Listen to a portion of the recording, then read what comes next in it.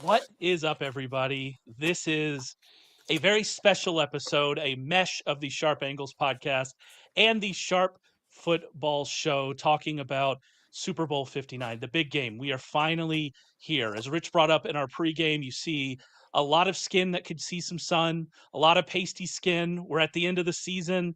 We're coming to the end of the winter, at least in Texas where I live, where it's already back to 80 degrees. We're coming to the end of the winter, and we're here getting ready to watch Super Bowl 59, which means we need to talk about it. We need to talk about it from every single angle, and we have exactly the people we need on this show to do that. First and foremost, the one, the only, the Don, Warren Sharp. How are you doing, Warren?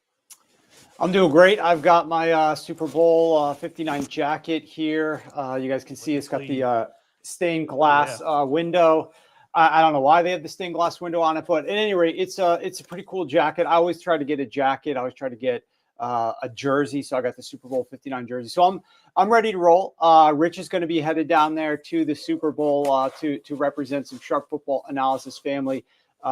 Tomorrow morning, I believe, is his flight.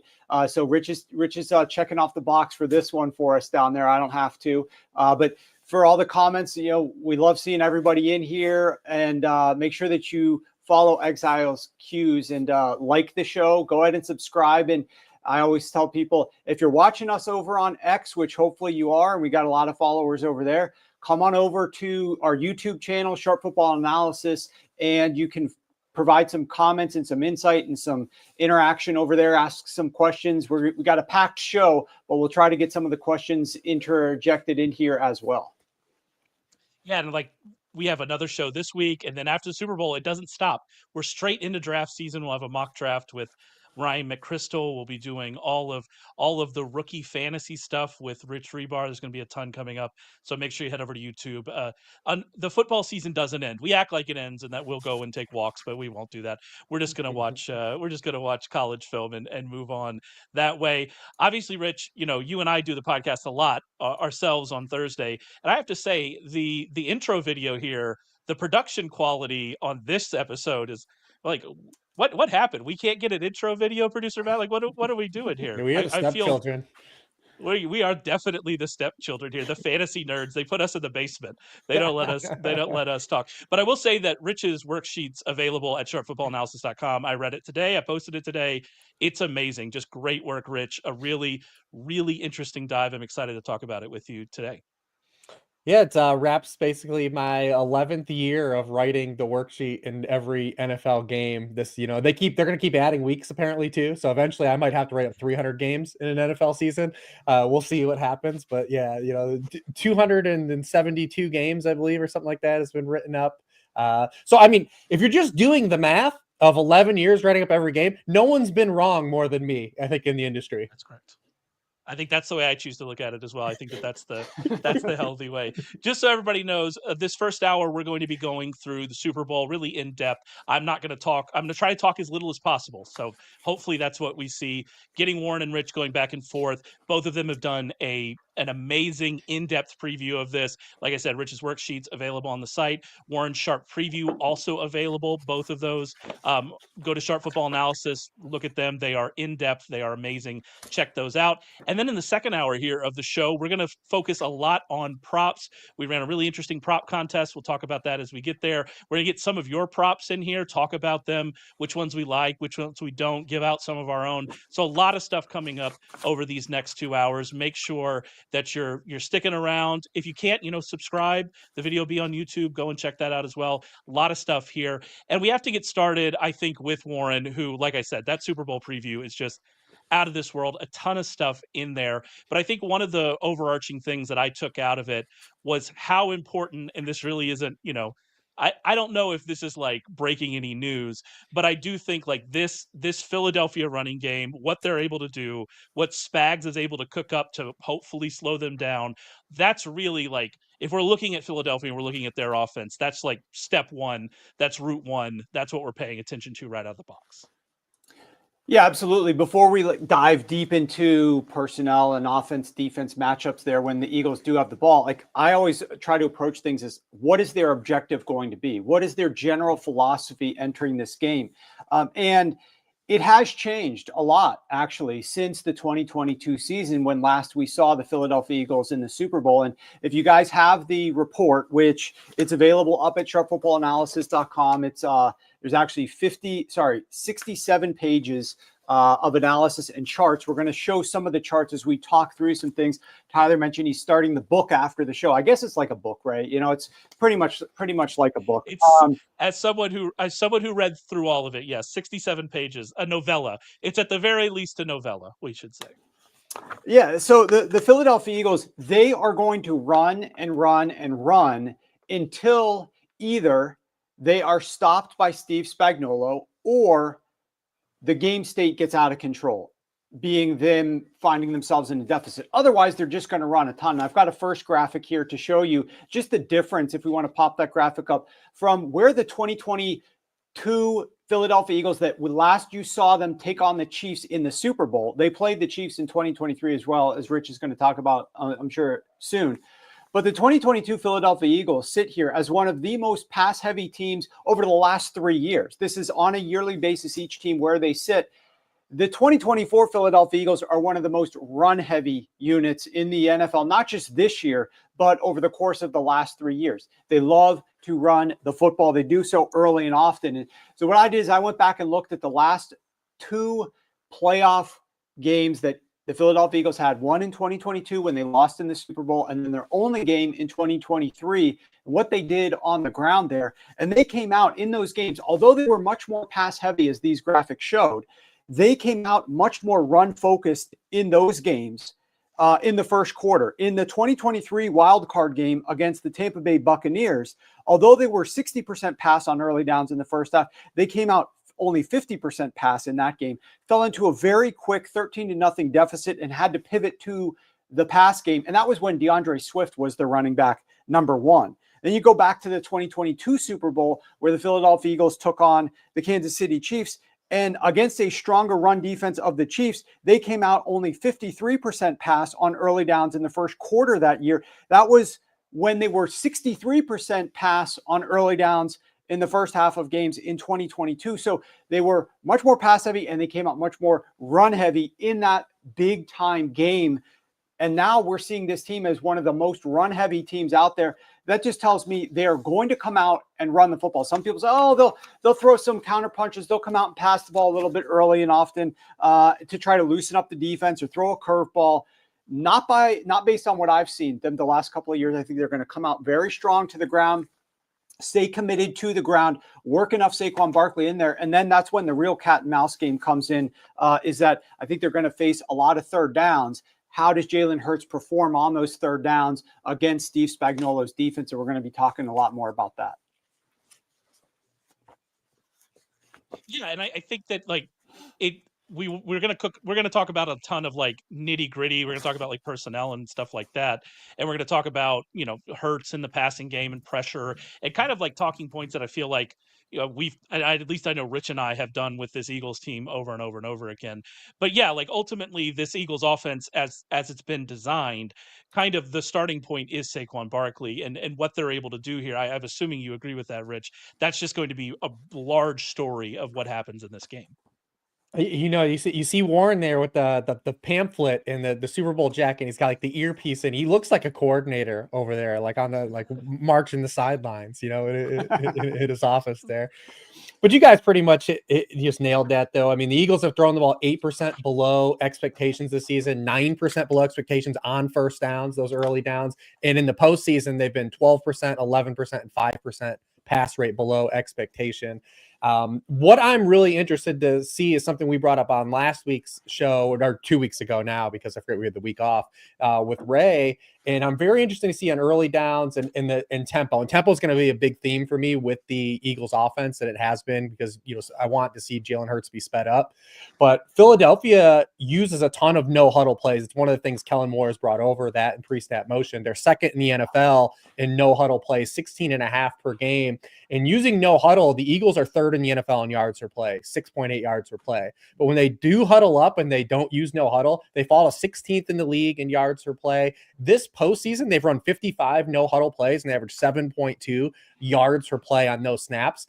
On their huddle snaps this postseason, 5.5 yards per play. That's 8th among the playoff teams. I'm really curious to see if they transition that and they bring that in, especially early in this game, to kind of, to dictate some tempo, coming out of the blocks here. I think your point about third down is interesting there, Warren. Can you expand on that a little bit about how important third down is going to be? Like, if they are able to run the way we think they're going to be able to run, are they going to be able to bypass that at all? Or is this kind of like, they're just not even interested in doing that? You think they're just going to come out and do their thing and play their game? I think they will, because they've done that in prior years. They've taken the ball out of Jalen Hurts' hands in some of these key games that are the big tilt games. They've taken the ball out of Jalen Hurts' hands and they've run it more. And those are the years that they did not have Saquon Barkley there. And those are the years that Jalen Hurts was passing the football a little bit better than he is now. And those are the years that Jalen Hurts was a little bit better when he was pressured, which we'll talk about momentarily. But as it relates to third downs, key statistics here, the Philadelphia Eagles have 236 third down plays that they've run this season. That's the second most in the NFL. The most was the Cleveland Browns, whose offense stinks, obviously, and they are nowhere near the postseason. Then it's the Philadelphia Eagles who are in the Super Bowl. And then it was the New York Giants, whose offense obviously stinks, and they're nowhere near the Super Bowl. So the Philadelphia Eagles, they had one of the higher rates of being forced into third downs. They had one of the lower rates of bypassing third downs. And yes, they ran a lot of plays overall in general because they had the football, but they still allowed themselves to get back into third downs. It definitely was not an intent of Kellen Moore to come out the gates and bypass third downs, like some offenses around the NFL that are very successful look to do, where our goal and our objective is to bypass third downs. That's not really what they were trying to do in Philadelphia. And I think there's actually a comment in here from Rick about Spags shutting down the Eagles' run game. And I want to get to that. We're going to jump ahead a little bit here.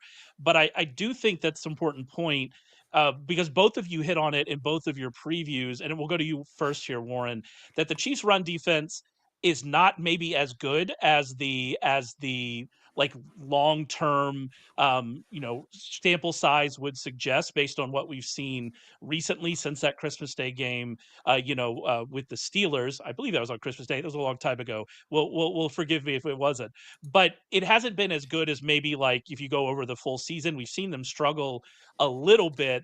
But also, I think that kind of point, and there's another comment right under that as well about the coaching discrepancy, what we've seen Spags be able to do against very good running games in this exact kind of situation does, I think, raise some questions about how good the Eagles could be in this situation, Warren. Yeah, I mean, the only way I put it is Steve Spagnuolo performs miracles in the postseason as it relates to run defense, and there's no other way that you can look at it. If you go back, I'll look at the last two Super Bowls. The last two Super Bowls, we'll start with last year's Super Bowl. The Kansas City Chiefs went up against the San Francisco 49ers. The San Francisco 49ers had the holy trifecta of rushing efficiency offensively. They were number one in yards per carry, number one in EPA per rush, and number one in success rate. They were number one in all three of those metrics with their running back runs. They had Christian McCaffrey. They didn't have a quarterback who's like mobile or who runs the ball a ton. It was Brock Purdy, and their offensive line was fine, but it wasn't some sort of overly exceptional offensive line from a run blocking perspective. And yet they were the best rushing attack the entire season. And when they went to the Super Bowl, Steve Spagnuolo's defense held Christian McCaffrey to 3.6 yards per carry on 25 rushes for the team. McCaffrey himself had 3.6 yards per carry as well, minus 0.43 EPA per rush, 41% success, and his longest run was just 11 yards. And then you go back to 2 years ago when Steve Spagnuolo's run defense of the Kansas City Chiefs took on the Philadelphia Eagles. Now, that year, the Philadelphia Eagles were a very different rushing attack than the San Francisco 49ers were. They did not have a Christian McCaffrey type running back. They had Miles Sanders and Kenneth Gainwell. They did not have a quarterback that wasn't really mobile. They had obviously Jalen Hurts. And so their run game got a lot of efficiency by having a mobile quarterback. They also had one of the best offensive lines from a run blocking perspective in the NFL. And they too had that holy trifecta of rushing efficiency. Number one in EPA per rush, number one in yards per carry, and number one in success rate. I'm removing Jalen Hurts from this equation, just looking at the running back efficiency. And when they went up against Steve Spagnuolo in the Super Bowl, he completely shut them down. He held Miles Sanders to 7 rushes for 16 yards. That's 2.3 yards per carry, minus 0.38 EPA per rush. Overall, the Eagles running backs had 2.6 yards per carry in that Super Bowl. The very first time that they handed the ball off to Miles Sanders, he lost 1 yard on the ground. And though, like I said a minute ago, they tried to run the football early in that first quarter, they then had to basically abandon it and pivot to the passing game because Jalen Hurts was so much more efficient passing the football than the running backs were when they were running the football. And so that's what ultimately they had to do. So that's where it's going to be the big cat and mouse game. And if we want to talk about like personnel, we can now, but the Eagles are going to have a lot more success running out of 11 personnel against this defense, which is much worse defending 11 personnel runs than they are 12 personnel runs. And Philadelphia has leaned a lot more into 11 personnel. We have to keep in mind that they were down some of their receivers at varying different points of the season, and Dallas Goedert himself. And so the Philadelphia Eagles during the postseason, they're at 81% usage of 11 personnel through the first 3 quarters of games. That was 71% over the last month or so of the regular season. But there was a nice meaty portion of that season where they were down in the 60% range of 11 personnel, which is not nowhere near above average or one of the highest in the NFL. But now they've pivoted to being one of the highest 11 personnel teams in the league. And that's where not only Saquon Barkley is having a ton more success running out of 11, but Spags' defense is much worse defending 11 personnel runs. Yeah, and you had a bit about kind of Saquon, and I want to hear your thoughts, Rich, just on Saquon in general. We heard Warren talk about, Spags shutting down the Eagles rushing attack, a couple years ago in the Super Bowl. Obviously, we're in a different place with Saquon Barkley than, Miles Sanders and Kenneth Gainwell. And so it's a different environment. It's different what they're even trying to do here. But I do think you had some stuff in there about 11 personnel, and not just as Warren laid out in his preview, which he laid out correctly. When they had their guys, that is what the Eagles were trying to do. But this is even a first half, second half thing. And as you and I have talked about all year, the second half Eagles offense has been different because they just haven't had to throw. And if you look at kind of what they've been able to do, their drop back rate in the second half is the lowest in the league by far, I believe, if I'm remembering correctly.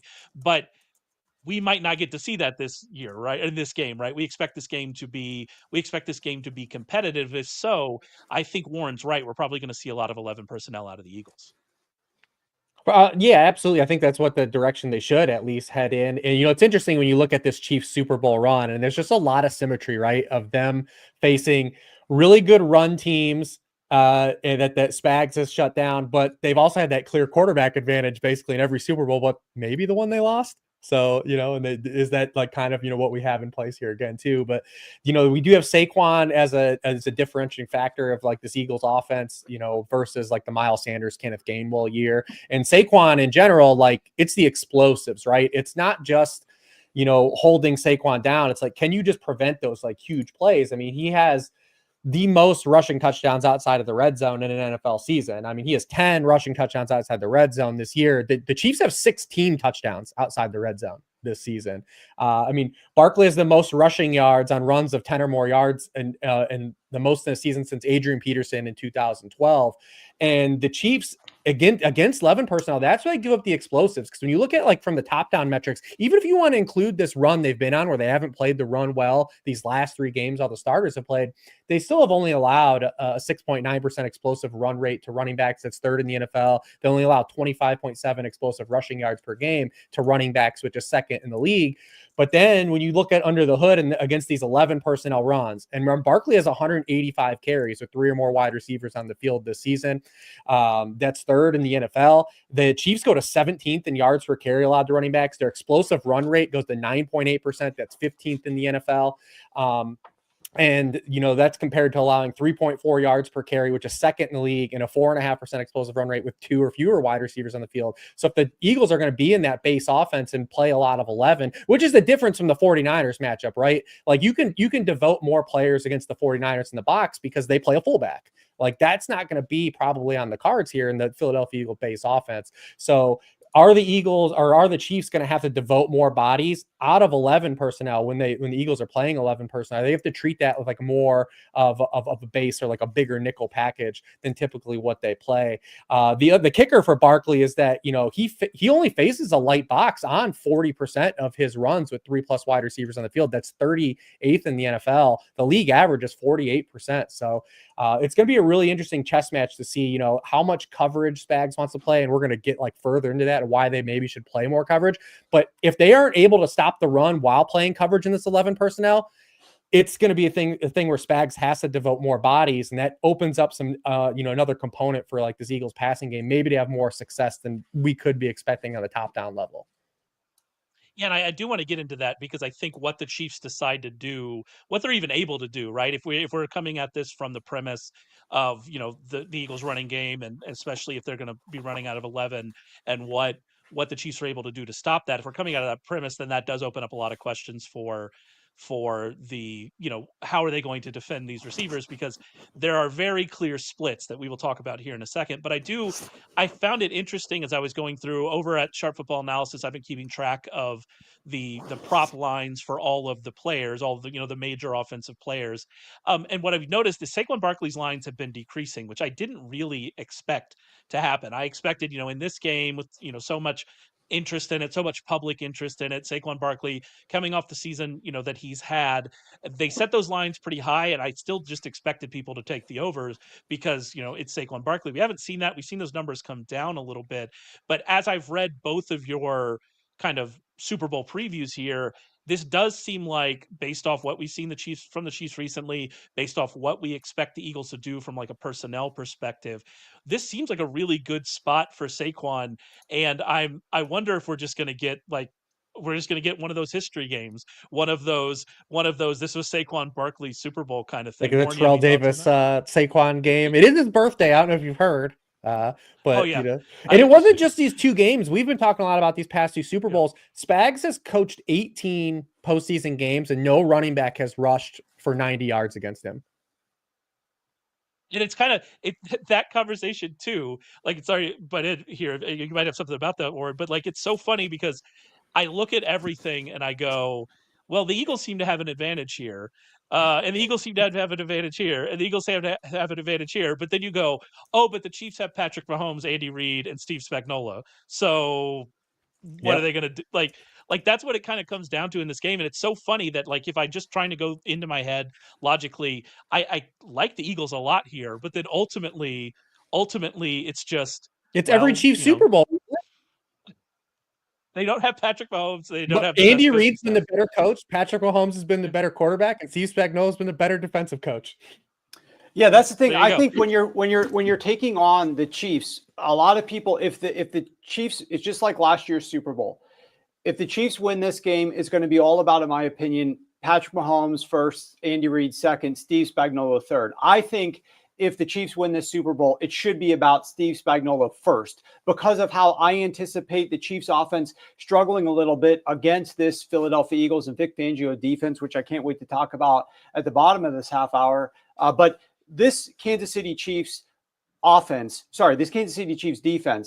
is great defending the pass. And they've been great defending the pass even against some of the elite passing attacks in the NFL. When you look at Steve Spagnuolo's pass defense, when they have gone up against a top 10 passing offense during the regular season, they've faced 248 dropbacks from top 10 pass offenses, which is the 4th highest number. So they've been tested. They rank number 1 in EPA per attempt, number 1 in first down rate, number 4 in yards per attempt, number 7 in success rate and completion percentage allowed. They also rank number 1 in the lowest rate of 10+ yard completions and number 2 best in lowest touchdown rate allowed. So this Chiefs pass defense has been great. the key to this matchup, in my opinion, although I think that Saquon can have success out of that 11 personnel, and although Steve Spagnuolo has tried to help his run defense a little bit over the last several weeks, it's been falling off a cliff, right? It hasn't been very good. It was better earlier in the season. He tried to load the box a little bit more last week at times against the Buffalo Bills, but the Buffalo Bills, even on 10 running back runs where they were facing 8+ box defenders, absolutely destroyed the Kansas City Chiefs run defense on the ground.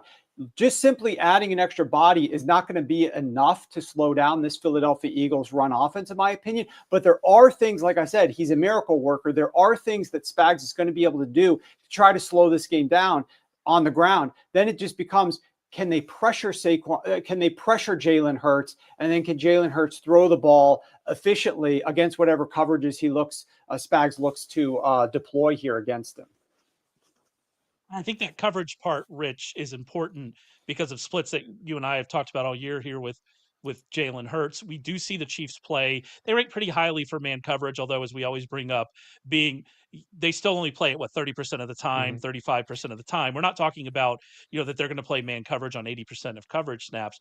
But this and with the one Eagles, of those like you're talking a third of the Eagles dropbacks, that could be 9 snaps. Exactly. But we are talking about a situation here where it does make sense, to kind of Warren's point, for the Chiefs to amend what they're doing, to change what they're doing, and to game plan because of the splits we see for this Chiefs offense against man versus zone. Yeah, and that's what's going to be the interesting. And I think Spags is probably going to ultimately mix it up. It's going to he's going to pick his spots to try to keep Jalen Hurts and Kellen Moore kind of on their toes.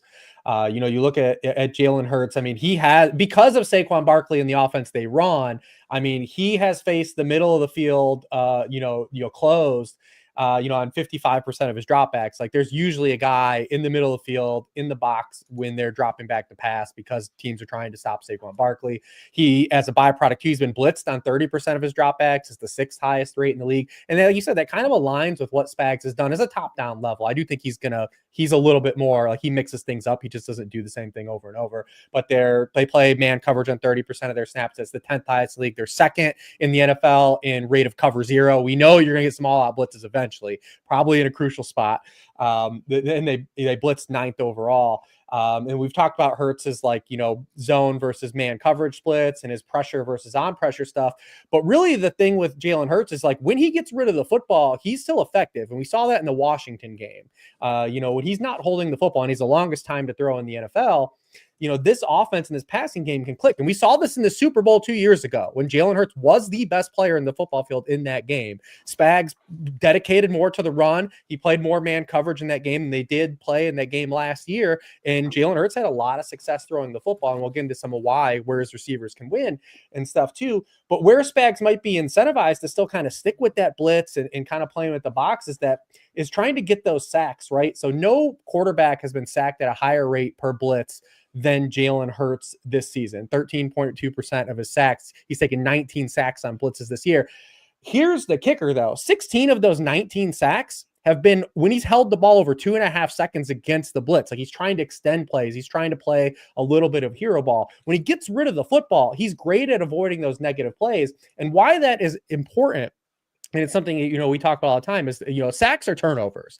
The Eagles, when they don't get sacked on a drive, they're 6th in the league in points per drive. When Jalen Hurts takes a sack on a possession, they go to 23rd in the NFL in points per drive. So that's why Spags, and they get to these third downs, he's probably still going to dial up these blitzes, but there might be some incentive to just sack, to play some more coverage and make Jalen Hurts hold the football, because that's when Jalen Hurts is at his worst, when he's holding the football. And I'll let Warren get into some details on some stuff on the man coverage, zone coverage splits.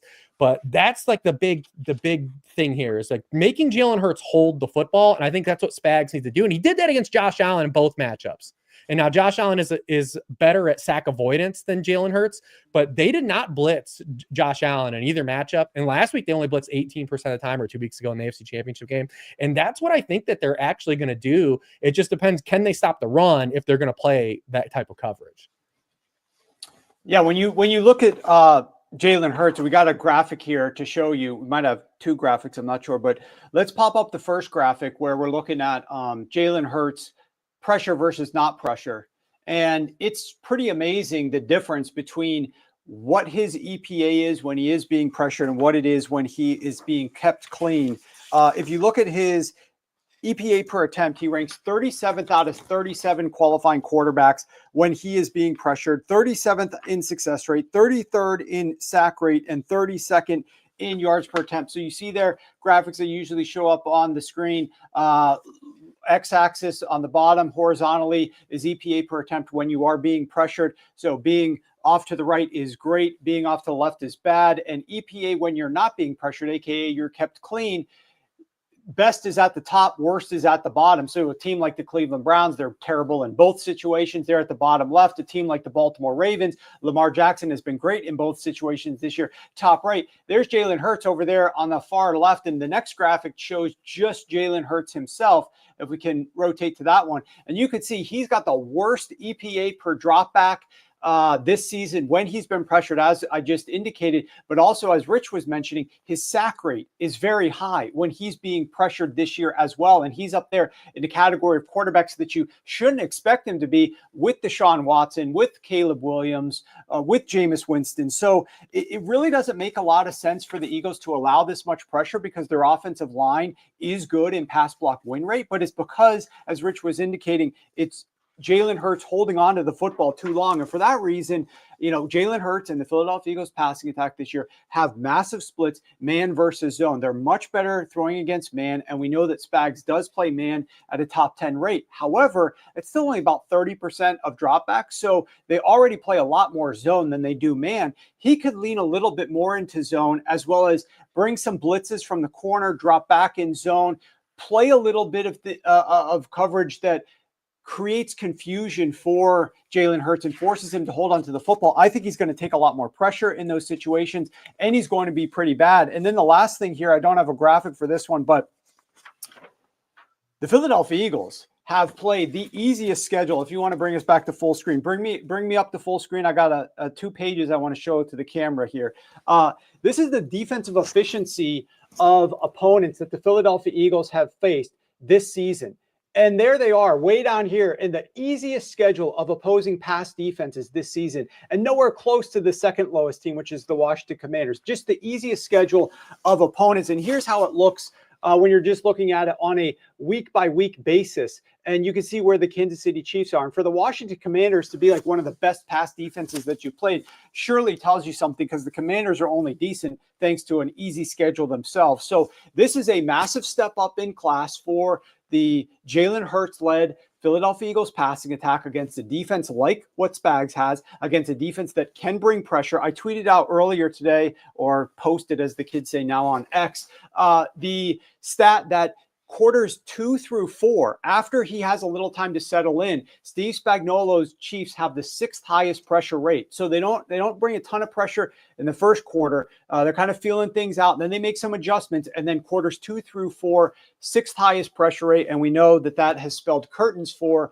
Jalen Hurts so far this season. So I just think it's going to be fascinating. This is why, in my opinion, guys, they're going to lean as much as they can into the run game, because it's been the most dependable engine for this team this year. It keeps Jalen Hurts from taking those drive-killing sacks like Rich was mentioning. And I think it's just going to be fascinating, that cat and mouse game with what Spags decides to do, how he decides to change it up, how he adjusts to slow down that Philadelphia Eagles rushing attack to avoid being bowled over. Because if you're going to lose a game, if you're going to lose this game, in my opinion, guys, it has to be because Jalen Hurts beat me to the outside. He beat my corners in man coverage, or he found the holes in the zone. It's not because Saquon Barkley had 25 rushes for 175 yards. I'm not going to let that happen. I do want to bring up just a couple of fantasy things here. First, that Eagles schedule thing, that's actually to kind of plug what's going to be happening in the offseason. We did a fantasy strength of schedule right after the in May, right after the schedule was released. And that was one of the things that stood out immediately, was how easy that Eagles schedule was, both for passing and running, but specifically for rushing. And Saquon Barkley took full advantage of that. And so you're not going to take that away from him. But they have had an unbelievably easy schedule. It's one of the reasons we were higher. We're not as worried about Saquon Barkley. That's the kind of stuff's going to continue. So make sure you're sticking around to the website. The other part of it from a fantasy perspective is we've been talking about kind of more like from a top down perspective, this man versus zone. And we're going to talk a lot more about Dallas Goedert in the future. A lot of prop stuff with Dallas Goedert. We'll get to that later. But I do think when we're looking at what we're going to get out of A.J. Brown in this game, Rich, what we're going to get out of Devonta Smith, if you're looking at props, if you're thinking about playing, showdown DFS, I do think what Spags chooses to do here is going to play a very large role in which one of those guys ends up really, getting there. And over the past couple games against the Chiefs, it's actually been Devonta Smith. And so it's going to be interesting to see kind of where this ends up. Yeah, the last time these teams played, because people forget they actually played a game last year, not just the Super Bowl. The good game everyone remembers these teams played. There was also a bad game intermixed. Last year, Spags actually chose to shadow Devonta Smith with L'Jarius Sneed when these teams played and roll coverage to A.J. Brown. He only had one catch for eight yards, A.J. Brown, that is. Now we've got Devonta Smith playing in the slot a little bit more than he did in the previous 2 seasons of his career. But, you start with the man coverage stuff. If Spags wants to play aggressive man coverage, that has been like the lights out signal for Arthur Juan over his career. Like, he's been the best wide receiver against man coverage since he entered the NFL. That has been the case this year. He's been targeted on 38% of his routes run against man coverage here, over 4 yards per route run. 6 of his 8 touchdowns have come against man coverage. And in the NFC Championship game, it was the same story, right? When you saw Marshawn Lattimore, but he tried to do what you wanted him to do to Mike Evans. He tried to get A.J. Brown ejected at a certain point of that game, and it didn't work. Because why aren't you just? I'm telling you, they need to hire me. Just fight him, Marshawn. Like, it could have been beautiful. Could have been the most beautiful playoff moment that we've seen, but unfortunately. But against zone coverage, A.J. Brown's target rate goes down to 21.6% of his routes. And the interesting dynamic here, too, is the Chiefs have adopted some of that Bill Belichickian type take away the opposing team's best offensive player. And that might be Saquon here, but we saw in these teams played last year, it was A.J. Brown. And that's been the case this year. And they've got some heavy hitters on their resume this year. So the Chiefs allow 7.2 yards per target to opposing wide receiver ones. That's second in the NFL. They held Jamar Chase to 35 yards early in the season. They faced Nico Collins twice. He had 7 catches for 60 yards, 5 catches for 81 yards. Those are guys in the weight class of A.J. Brown. And when they've had Jalen Watson and Trent McDuffie on the field this season, they've been absolutely dynamic against outside wide receivers. They've allowed a 51.6% catch rate, 6.2 yards per target to outside wide receivers this season with those 2 guys on the field. But the addition of Kellen Moore has moved Devonta Smith now into the slot more than he has, like I said, the previous 2 years of career. 23% slot rate, 22% slot rate coming into the season, goes to 46% this season. When the Eagles are in 11 personnel or 3 wide receivers or more, his slot rate goes to 59%. The Chiefs have only allowed 100-yard receiver this season. It was Jerry Jeudy, and it took 14 targets for him to get there. I don't know if any Eagles wide receiver gets 14 targets. That might be 50% of the team targets. But 52% of the catches the Chiefs have allowed to wide receivers this season have come from the slot. That's the highest rate in the NFL. And with McDuffie and Watson on the field, they've allowed 8.2 yards per target and 8.2% touchdown rate to slot receivers. So it does become an interesting dynamic here of, if the Chiefs do play coverage in this game, is it more of a Devonta Smith game like it has been the previous 2 times these teams have linked up? So now we're going to pivot. I'm 100% with you. 100% with you on that. I do want to mention, I think you did here, like, the other part of that, if we're taking away A.J. Brown, we want to take away Saquon Barkley. Like, we just keep coming back to the same idea of what the Chiefs should do, right? Like, what the Chiefs should do. They should just play coverage. And if we know that, one of the best, if not the best defensive coordinator probably knows that. And I think that we should, a lot of times we throw in when we're trying to make predictions about props and fantasies, you and I do, Rich, is we build in, like, we're going to trust the coaches to do the right thing. And a lot of times that's not what we should do. A lot of times they're just not going to do the right thing. This feels like this is one of those situations where we should just trust them to do the right thing. And if that's the case, then this is really setting I will up well say for Devonta Smith. We've seen it happen more in the playoffs of us talking about that than in the regular season, where teams tend to do it, maybe are like in the throes of the season, not completely calibrating for opponent. But I can think of a couple instances where we talked about, Sean McDermott versus Lamar Jackson and changing his tendency, Spags versus Josh Allen in the AFC Championship game, Dan Quinn versus Jared Goff, right? Like, we talked about all these things, and those things happen. Because I said, if we know this stuff, the C-Spag knows what's going on. maybe not Warren. Spags, he might not be smarter than you, Warren, but he is definitely smarter than Rich and I. Oh, So we're gonna trust him. He is a genius. He does not. I mean, I've said this before. My opinion only, if the Bills want to win the Super Bowl, fire Sean McDermott, hire Steve Spagnuolo away from the Kansas City Chiefs. That's the fastest path, in my opinion, to doing it. Somebody has got to get Spags away from the Kansas City Chiefs if the rest of the NFL wants some hope here, because you keep Spags with Reid and Mahomes. I mean, it's been lights out in these key critical moments of the season. Speaking of which, we've been talking a lot about the stats and the analysis for this game, and we've got all of those stats and analysis in this 67-page Super Bowl report that's up at sharpfootballanalysis.com. The rest of the team is all contributing here to our prop bets. We've released 7 prop bets so far as part of our Super Bowl 59 prop and Super Bowl package. You get all of those, plus in the next hour, live, we're going to release 8 more props in the next hour. In the 8 p.m. to 9 p.m. hour, we're going to be rolling with you guys all the way until 9 p.m. Eastern time, so another hour and a half or so. And we're going to be sending out another release that's going to over double what we've already put out to date. Plus, in addition, you're going to get this 67-page Super Bowl report that we keep quoting from. We have 2 elevated plays already out. Those are 6 and 2 in the last 2 years. I'm 27 and 10 in the Super Bowl in lifetime career. That's 72%. This season in the postseason, we're 25 and 9. That's 74% in all of our side total and teaser releases. We've got this and more for you guys with this Super Bowl package. So head on over to sharp.football or sharpfootballanalysis.com. Use the code SHOW50, SHOW50. You'll get 50% off the Super Bowl package, 50% off. You're still going to have access to over 50% of the bets. Plus, we're going to continue to release things over the course of the next 4 days as we reach the Super Bowl. So massive release later tonight, plus additional releases thereafter. You do not want to miss this opportunity to get this for 50% off. So take that to the bank. Laddered the Super Bowl preview page count and cashed in, said Strong Jaw Rick. Okay, let's pivot a little bit and discuss the other side of the football. And the place that I want to start here when we're talking about the Kansas City Chiefs offense is where I think they're a little bit misunderstood this season. And that is that if you're a real dinosaur and you look at like yards per game or points per game, you think this Chiefs offense stinks and is nowhere near what they've been the prior few years.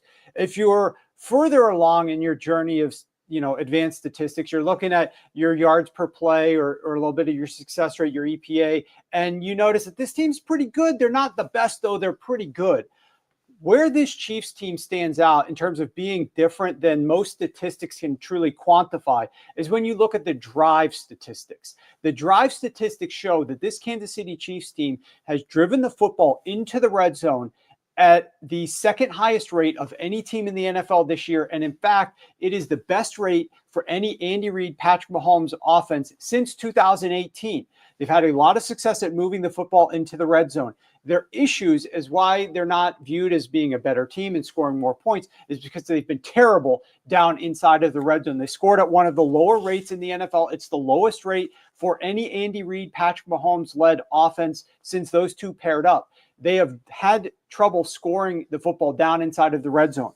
The reason that that's going to be fascinating, in my opinion, is because they're going up against Vic Fangio in this game. And Vic Fangio is the master at having a lot of experience against Andy Reid and Patrick Mahomes and having a lot of success at forcing them into struggles and not having success. Now, the key thing that we need to remember about Vic Fangio's defense is he'll give up some of the stuff underneath.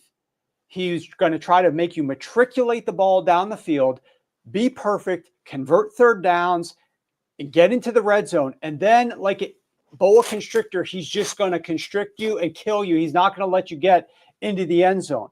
And he does that against all teams in the league, but particularly he's had success against Andy Reid and Patrick Mahomes. So I've got some crazy stats here to throw at you. So if you look at what Andy Reid so Vic Fangio was in case you guys don't know, was with the Denver Broncos from 2019 to 2021. He played 6 games against Andy Reid and Patrick Mahomes division rivals. Then he went to the Miami Dolphins in 2023 and was the defense coordinator, played 2 games against the Kansas City Chiefs, one in the regular season. That was a game over in Germany, one in the postseason in the wild card round. So 8-game sample size since 2019 for Fangio versus Reid and Mahomes. In those games, if you look at when Andy Reid played Vic Fangio, they had a 37% red zone touchdown rate. Against all other teams besides Vic Fangio's defenses, they had a 62% red zone conversion rate. Against Andy Reid when Andy Reid and Patrick Mahomes played Vic Fangio, they had a 38% goal-to-go touchdown rate. Against all other teams, Andy Reid and Patrick Mahomes had a 79% goal-to-go rate. Now, those two numbers, like those differences, are massive. They had a lot of success at moving the ball into the red zone. They were getting to the red zone at around a 37% rate, whether they played Fangio or they played somebody else. But they were not scoring touchdowns against Vic Fangio. And this is a big deal to me. This is kind of one of the overarching things when I'm looking at this side of the ball before we dive in deeper here, is because this is something that the Chiefs have actually struggled with this year more than they have in past years. They've been good at getting into the red zone. They just haven't been good at scoring touchdowns in the red zone. Now they're going up against the defense that has foiled even the best Patrick Mahomes and Andy Reid teams down inside of the red zone. So I'm going to be fascinated, guys, if they are able to get into the red zone, with just how frequently they're able to score touchdowns against Vic Fangio and this Philadelphia Eagles red zone defense. I know you had something about that in the worksheet as well, Rich, like this idea that, we are looking at, him from 2 separate teams, from, in some cases, with the Broncos from a long time ago, several years ago, and a different kind of defense, or a different kind of offense for the Chiefs. But ultimately, everything that Warren laid out makes sense when you think about what Vic Fangio wants to do, what he's trying to do, and what he does against all teams, not just the kind of Reid and Mahomes combination. Yeah, whereas Spags is kind of a guy we know is going to calibrate some things and do some things for opponent. Fangio's probably going to stick with what he does because it lines up with what the Chiefs want to do too. Especially, and I know that the 8-0 record you probably heard like all week against Vic Fangio teams, like, yeah, like when you look at the top down like metrics, like he's done his job as a defensive coordinator. Like he can't control how many points those offenses score that he's been attached to, but like he was the head coach of the Broncos, but these teams that he's had just haven't scored points, but he's done a really good job of at least slowing down Mahomes, of giving Mahomes something to work with. The last 4 times that he's played against a Vic Fangio defense, he's thrown for fewer than 7 yards per pass attempt. He's never thrown more than 2 touchdowns in a game against Vic Fangio. In 8 games, he has 10 passing touchdowns against him. Like that's as good as you can hope for against Patrick Mahomes, right? Like that's as good as you can hope for. Yeah, and when you look at just what the Eagles want to set out and do and what the Chiefs want to set out and do, like the death by paper cuts, right? That's where this game, I believe, is going to be decided. And it comes down to like the Eagles tackling, right? So the Eagles blitz at the 2nd lowest rate in the NFL. Mahomes is blitzed. No one really blitzes him. He's blitzed at the 24th highest rate in the NFL. The Eagles are 20th in rate of man coverage. They aim to prevent shorter passes, make tackles. Well, Patrick Mahomes, he only averages 6.4 air yards per pass this year. That's only higher than Gardner Minshew and Tua Tagovailoa. He's thrown 30.4% of his passes at or behind the line of scrimmage. Only Tua has thrown a higher rate. Against cover 4 and cover 6, which the Eagles run at the highest rate in the NFL, cover 6, and they run cover 4 at the 5th highest rate. They like to play those shells. They don't want to give up big plays, and they're great at preventing vertical shots. And that's not what the Chiefs are really doing on offense anyways, though. That rate for Patrick Mahomes on throws at or behind the line of scrimmage goes to 41%, the highest rate in the league. So the ADOT's going to be shrinking. The Eagles are the number 1 team in the NFL in yards allowed after the catch. They allow the fewest yards after the catch. 58% of Patrick Mahomes' passing yards this season have come after the catch. That's the 2nd highest rate in the NFL. This is where the game is won and lost. If the Eagles tackle like they have all season, this is where the Chiefs struggle, and they look like, because remember, we have a good month sample where the Chiefs have started to look like they're playing their best ball at the end of the year again, right? But you go back to that Houston game, which was literally just 1 game ago, where they struggled to do 2 things, right? Where Warren said they struggled in the red zone that game, and they struggled to generate yards after the catch. And if they're not able to do those two things, we have a large sample this season of this Kansas City Chiefs offense really struggling to score touchdowns because of those two factors. Yeah, and they're going to need to have success on third downs as well. And I dove into that a little bit in the report, and we got a graphic here to show you about not this one. There's a graphic that has Patrick Mahomes on third down. If you could pull that graphic up versus the cover 6 and quarters and how much better Patrick Mahomes is on third downs. There we go. Okay. Patrick Mahomes versus cover 4 or cover 6 on third down performance. He is one of the worst quarterbacks in the entire NFL in terms of first down rate when he's going up against cover 4 or cover 6. But he is one of the best against any other coverage. And just like Rich said, it just so happens that this is exactly the coverage that Vic Fangio runs. Like, this is his dominant coverage. He does not play much man coverage on third down. He does not blitz on third down. He does not even play cover 2. A lot of people are going to tell you about like too high and Fangio and stuff. Just keep in mind, Fangio plays the lowest rate of actual cover 2, but he plays the highest rates of quarters and cover 6. And so this is a style of defense that has given Mahomes a little bit more trouble, clearly, than cover 2 has. And I think that could play a factor here in whether or not Patrick Mahomes is going to be able to convert on these third downs. And so it's sort of paramount for Patrick Mahomes and the Chiefs offense to try to bypass third downs as much as possible, because you're going to have these troubles on third downs, I think, against Vic Fangio and the way that he plays pass defense. You're going to need to put yourself in situations where you might be able to run the ball on third and short or just bypass those third downs entirely. But ultimately, you're going to get to that fringe red zone, or you're going to get into that red zone, and then you're going to be dealing with Vic Fangio inside of the red zone. And, Damon mentioned that Fangio doesn't have the same personnel. This Eagles personnel is great. They're playing the scheme great. And I mean, maybe Rich or Ray can speak to this a little bit as well, but that offensive line, the interior offensive line of the Kansas City Chiefs, has been juggled around a little bit due to injury. It is very weak right now. And you're going up against the strength of that Philadelphia Eagles defense with Jalen Carter in there, causing havoc for both the run game, interior run game, which the Chiefs have been running up the middle a lot because they don't have that speed around the edges right now, as well as in the pass rush aspect of it. Yeah, and I think that, like, if we're going to go down and the rabbit hole to more like an individual player, props, which again, we'll be talking a lot about props here in the second hour, but even into DFS, if you're playing Showdown and stuff, a lot of this kind of like what the Eagles want to do, what we expect them to do. And again, because it's different than Kansas City, we're not even expecting them to change. It's just what they do. And it appears to be a very good, let's say antidote. That seems a little strong, but in a very good way to play against Mahomes in this offense and the way that they're running their offense this year. We also have to look at the players, and I think Xavier Worthy is someone obviously coming off of a great game, coming off of, let's say, his career best game, in that AFC Championship game.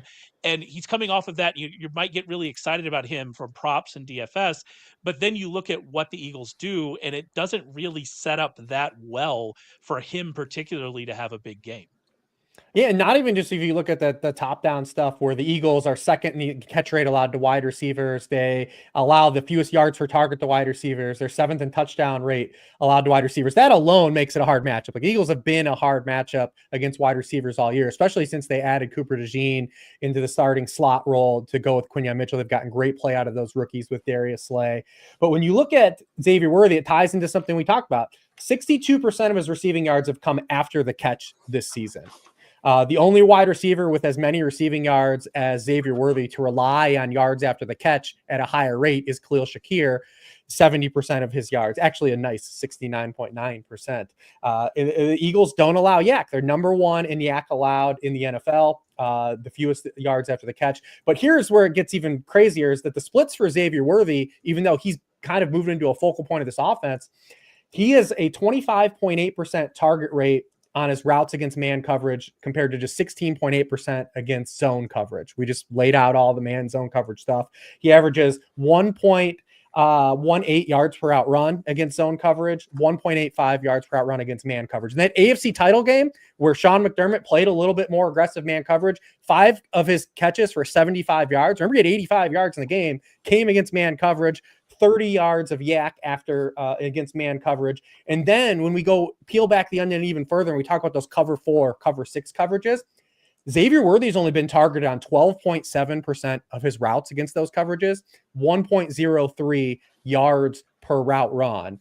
The Eagles are going to have to change some tendencies for Xavier Worthy to roll over that game that he had last week. And I know a lot of people are excited about Xavier Worthy stuff and the trajectory he's been on, but where he's won this year doesn't align with where you beat the Eagles and not where he's had success in this offense. So does that open the door for a guy like Hollywood Brown to have more involvement? Ancillary guys, do they dust off DeAndre Hopkins? Does Juju Smith-Schuster contribute like he did in the AFC title game? Does Noah Gray get involved? If you're going to peel back Xavier Worthy's target share, they have to go somewhere else. And that leaves the door open for one of these, ancillary Chiefs guys. And we've seen the Chiefs guys do this in these Super Bowls, right? Like Sky Moore catches a touchdown or Kadarius Toney. Like, who's it going to be in this game? That's the hard part because all those props are so low for each of these guys, and you could try to pick and throw your dart and figure out which guy it might be. But what ultimately might happen is you get it wrong, whereas you could bet all of these guys under, and you'll probably get most of them right, except for one wrong. So it's a tricky situation with the props and the way that the Kansas City Chiefs are operating the offense. And then you layer in just real quick, like I personally think they might want to use a little bit more 12 personnel with an extra tight end out on the football field because of how that matches up with the Philadelphia Eagles defense. But that's going to put Andy Reid in a bind a little bit because he finally has all these wide receivers healthy. So doesn't he want to try to use those guys who are a little bit more talented than Noah Gray out on the field? It just becomes very confusing to try to anticipate what Andy Reid might deploy now here. On Noah Gray. Let's this is a safe space for Noah Gray here. So let's watch that. We do have a lot of comments about Hunt though. We've been talking about this passing game and the struggles they've had. Kareem Hunt, as I think people that read Rich, read Warren, have listened to us know that Kareem Hunt has taken over as the lead back here for Kansas City. We haven't really talked about their running game. We led with that with the Eagles, obviously with Saquon. We haven't talked about their running game, and it's because I think we're pretty much all in agreement here that this is a really tough spot for a running game that just it hasn't been successful all year. We did have a spurt from Kareem Hunt, obviously in that Bills game, but you look after the first quarter and it was back to kind of what we've seen from them. And yeah, I don't think any of us really, Warren, have a ton of expectations for this Chiefs running game. Yeah, the problem is when you layer in the element of context with the schedule that they've gone up against down the stretch here when the run game hasn't been brilliant. If we want to throw up the first of two graphics as it relates to the strength of schedule, this is looking at explosive run defenses. How many explosive runs in terms of run rate do these defenses allow? Most of these defenses that they've gone up against have been terrible at allowing explosive runs. And this team still is not having a lot of success. Compare this to league-wide of all 32 teams when you look down the stretch at the next graphic here, and you'll see that the Kansas City Chiefs have played the number one easiest by far schedule of explosive run defenses from week 11 onward. And yet they're still not a great run offense. And now you pair that with the fact that the Philadelphia Eagles are a strong run defense. In addition, the Philadelphia Eagles are going to take advantage of personnel along the offensive line of the Kansas City Chiefs because they are weaker from a personnel perspective run blocking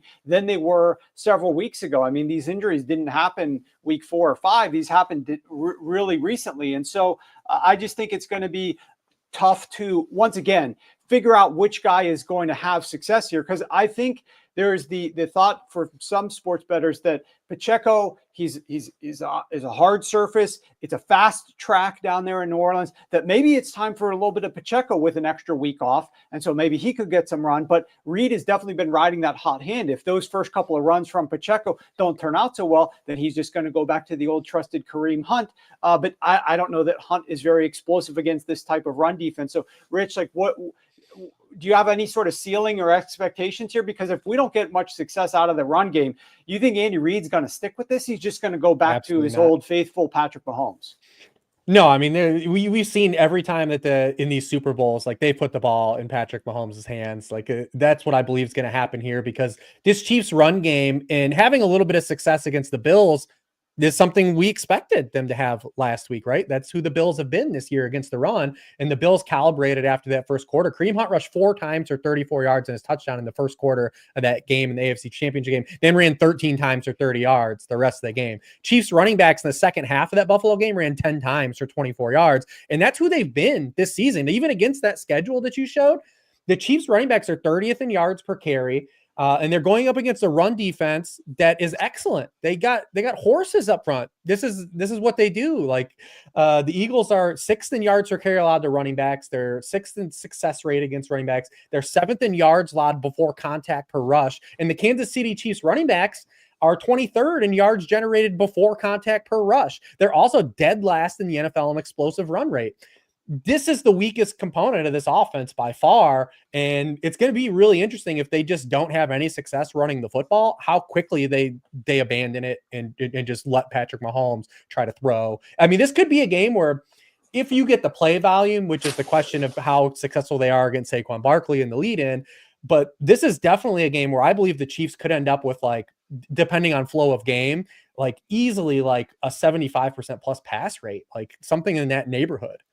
And the other thing too, just to add real quick, Ray, is think about the end of game state. If the Chiefs do have a lead late, unlike against some opponents where they could just run the clock out, they might not be able to run the clock out here. They might have to throw the clock out because they are not going to have a lot of success, and they'll just be punting it right back if they stick with a first down run, second down run, etc.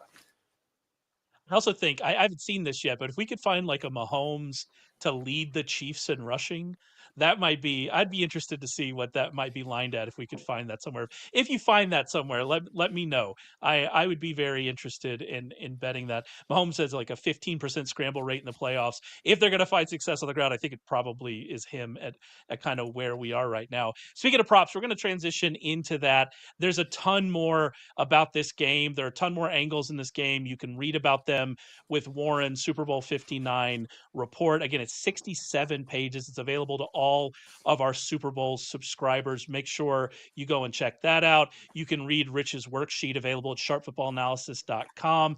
Again, just a massive, massive book of information about the Super Bowl. I recommend you go and check it out. Like I said, we're going to transition into props. While we do that, I do want to mention our friends at Sleeper are giving away a $10 no sweat lineup to all users for the final game of the NFL season. All you have to do is pick more or less correctly on 2 players' stat projection, and you'll win cash. If you miss, you'll get your money back. And then as a bonus, when you use the promo code SHARP, Sleeper will give you an additional $25 no sweat lineup to try the next day, to try NBA picks as well. As we transition here into NBA season, as we all know it'll be. So we're going to talk about a lot of props. We're going to go through a bunch of your props as well here in a second.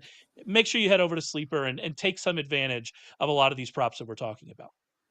Yeah, and before we start this contest, and Ray's going to tee it up for us, I do want to mention once again that Super Bowl is only 5 days away, and your opportunity to get 50% off our Super Bowl package. In this hour, we will be releasing 8 more props. Head over to sharp.football or sharpfootballanalysis.com. Use code SHOW50. You'll get 50% off the Super Bowl package. We've already released 7. We're going to be releasing 8 more right now tonight, and then we're going to have some more in the coming days. So you don't want to miss out. Plus, you get access to our in-depth 67-page Super Bowl report. So head on over to sharp.football to check that out. With that said, Ray, why don't you tell the people what they've been cooking up, because this is where they've given us gifts over the last several days.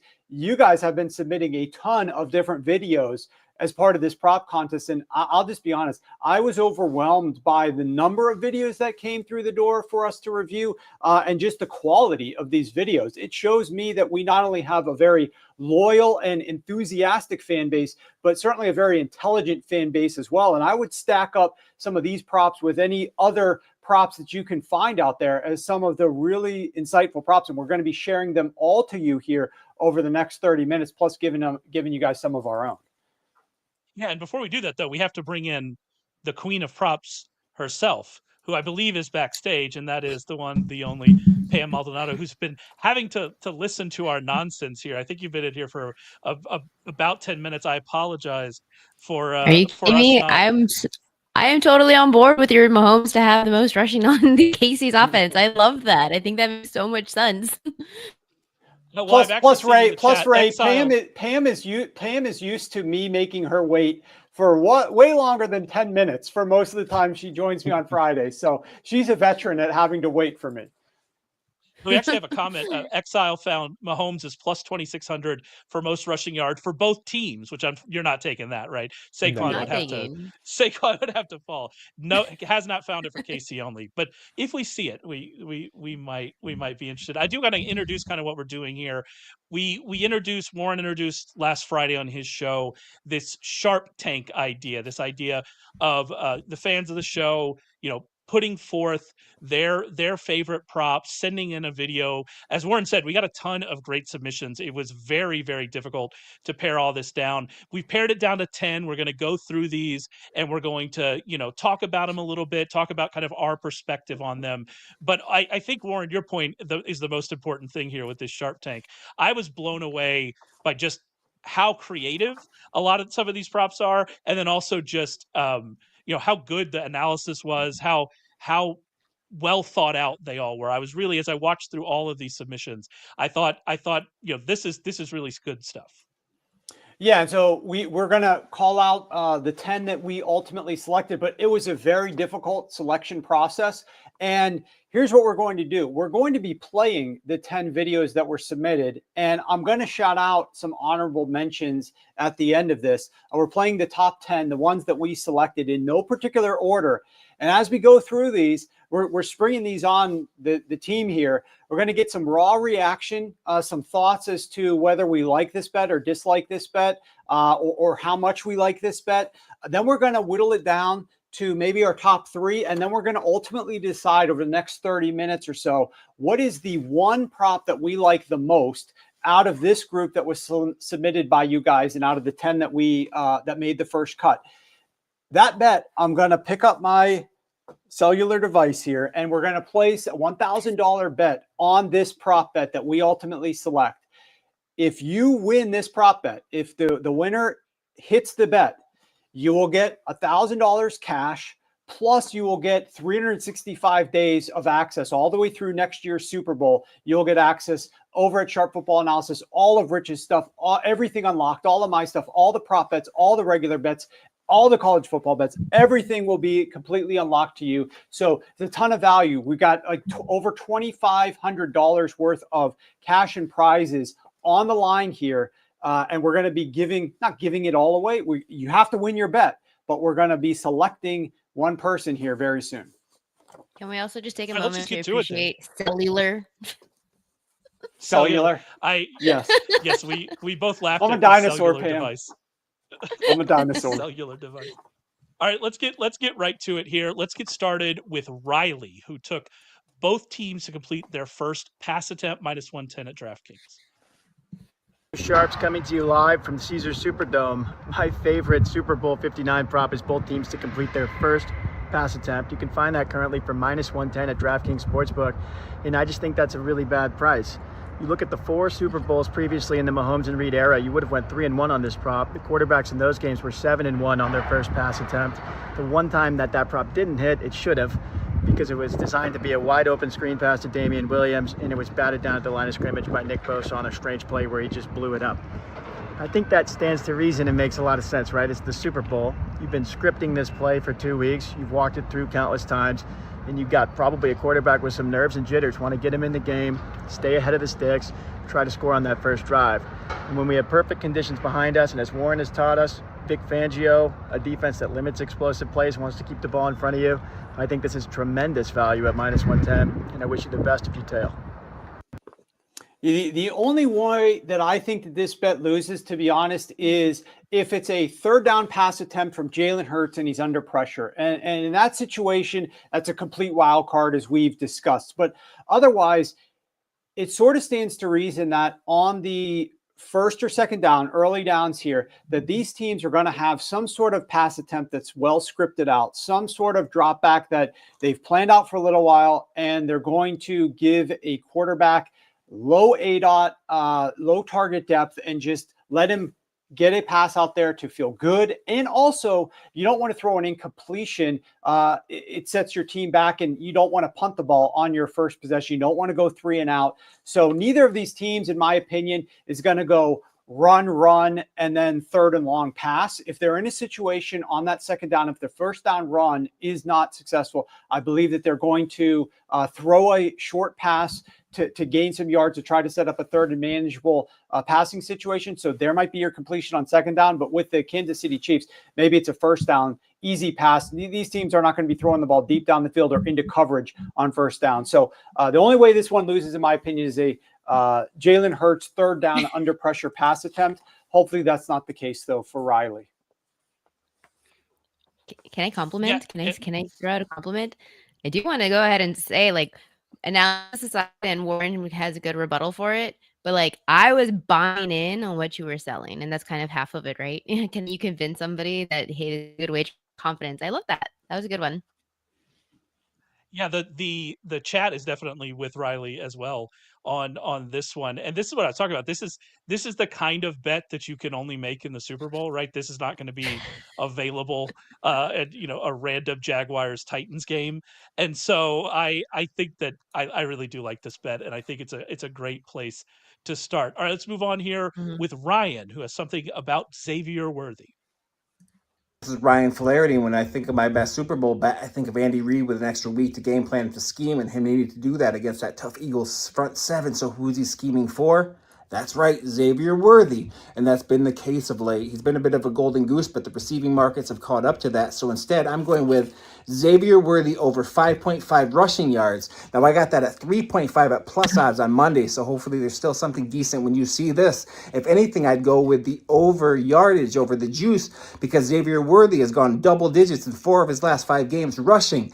And you might get a situation like the championship game where there was initially a reception that got changed to a rush because it was behind the line of scrimmage. And I mentioned Reid scheming. Last Super Bowl, Rashee Rice had 2 rushing attempts despite only having 1 during the regular season. So I fully expect Worthy to get touches, some of those to be rushes, and you only need 1 to be moderately successful, and you got your over. And now my team that I root for might be losers, but my best bets rarely are.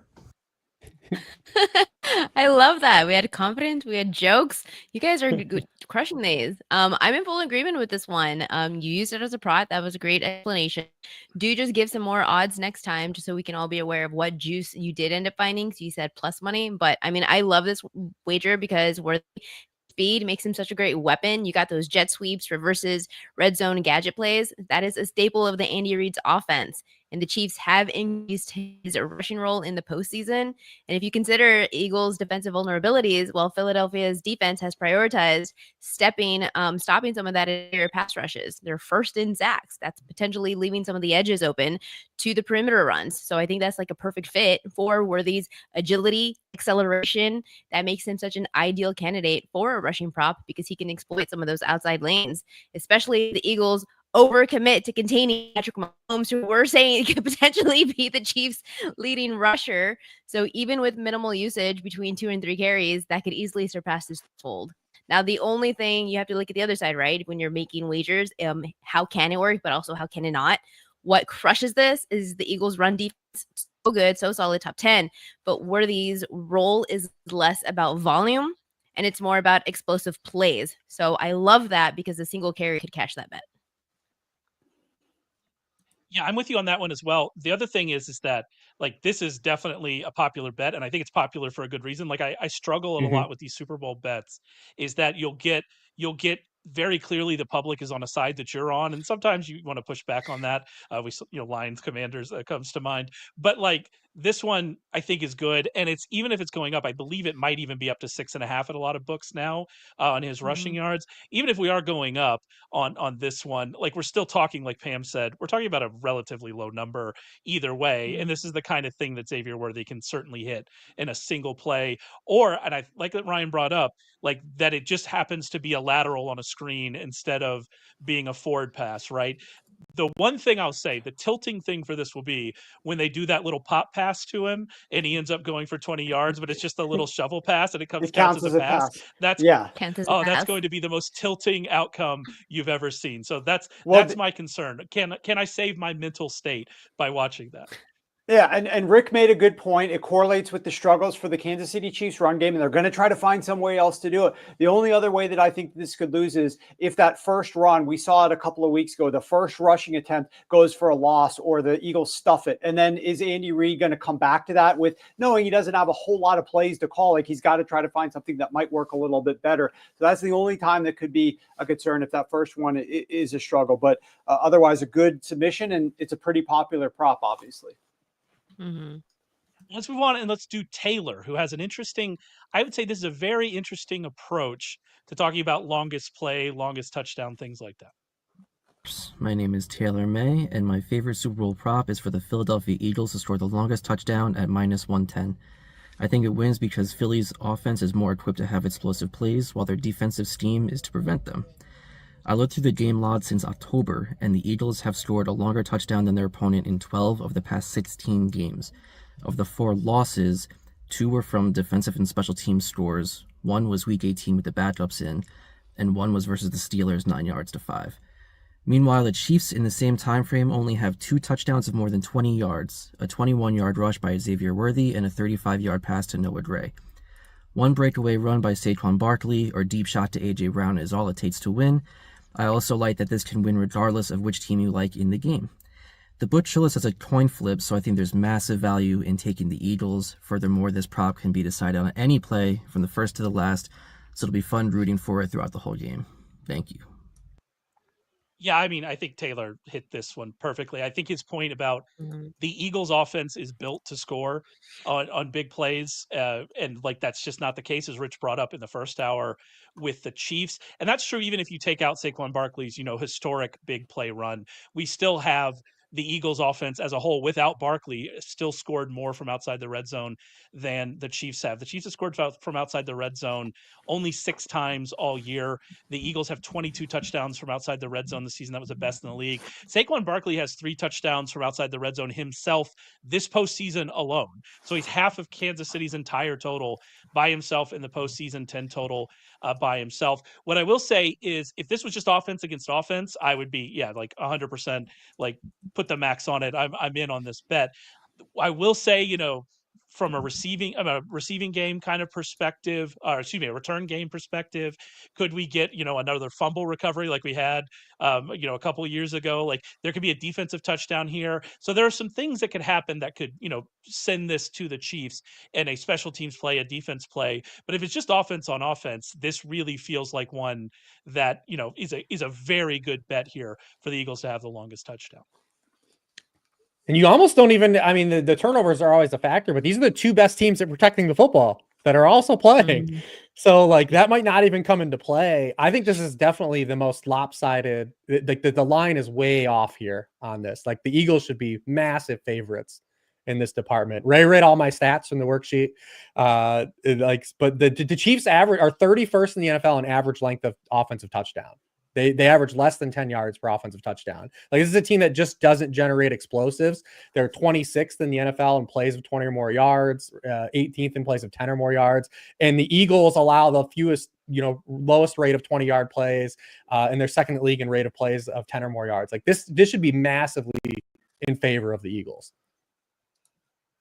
I do like that Jeff is in the chat saying, but it's Mahomes. And I do I keep coming back to this. I mentioned this in the first. Tyreek Hill coming through that door. Tyreek Hill's been gone for 2 years. But we're all so terrified. Oh, it's just Mahomes and Andy Reid. Like we're all so terrified of just that aspect of it. It's funny to me that for every single prop you can do. For every single prop related to like Philadelphia, your rebuttal is, but it's Patrick Mahomes. Like that's it. No explanation needed. It's Patrick Mahomes, it's Reid and Spags, and that's kind of where we are. Yeah, it's the same story we talked about. It's the Chiefs are going to face a great rushing team and a great defense. It's been the story of every Super Bowl outside of the Tampa Bay one. Well, also, obviously, a comment talking about that. I don't hear much about Tampa Bay dismantling KC. Well, remember, KC's offensive line had 0 players that were on their offensive line in prior games. I'm going to give you a hot take too.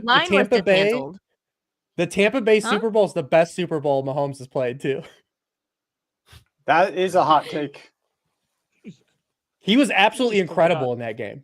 He threw a ball literally laying flat in the air, an inch off that hit Damian. Was it not Damian Williams? Darrell Williams right in the head. Hit it right in the face. It was the most incredible throw I've ever seen. Probably a player ever make. He hit Tyreek in the helmet on another touchdown. Like he was running for his life and just creating everything. That was one of the best games I've seen in a Super Bowl. That no one will give credit to being a great game.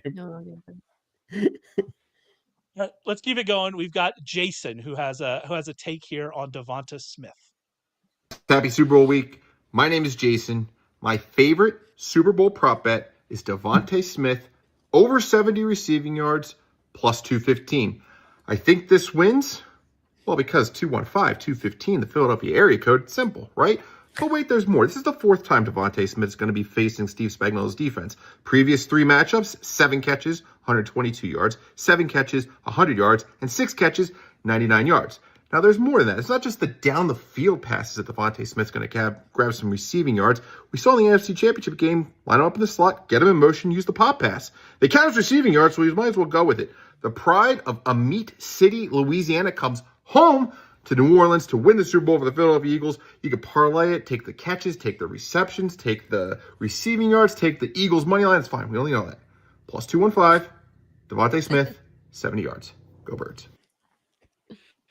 Yeah, I laid out the pro argument for Devonta Smith in this game earlier in the show. I won't repeat all the stats, but I love laddering them all the way up to 80 yards too. I don't know if this one's going to win as like the individual outright bet, but I do think Devonta Smith's a sharp way to play this game. I also like we got area code. Like we have a birthday narrative and a hometown narrative.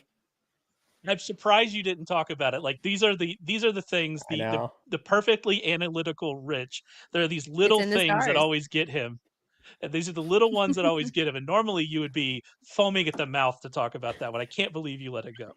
Yeah, I mean, there's always the risk with Jalen Hurts and any Eagles pass catcher prop. You know that, but that's why I think that one's more of a longer play. That's why it's plus 215 as well. Mm-hmm.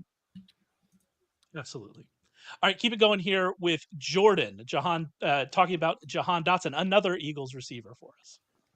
Sharps, my favorite Super Bowl bet is Jahan Dotson under 1.5 receiving yards. And let me tell you why I think this wins. Listen, everybody and their mothers wants to bet the big, sexy over props with players like Saquon, Mahomes, Brown, and Kelsey. But not me. I don't care how I cash tickets. I can't even believe the books have a line out on this guy. He hasn't been involved in the playoffs at all. Last 2 games, 0 targets, 0 receptions. And the last 3 regular season games that had any meaning, he had 1 target for 0 yards.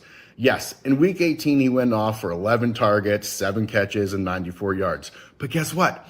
Philly was resting their starters. This tells you everything you need to know about how the coaches view Dotson. He's not a part of the game plan. So if you like free money, you can get Jahan Dotson under 1.5 receiving yards on Bet365 at minus 110. Good luck. See, Jordan's an animal, just betting the lowest lined yardage prop on the board under. It's great. How do you hate that? The only thing that I'll push back on this one, and I don't necessarily 100% dislike this one, is what Sean is saying right there in the chat.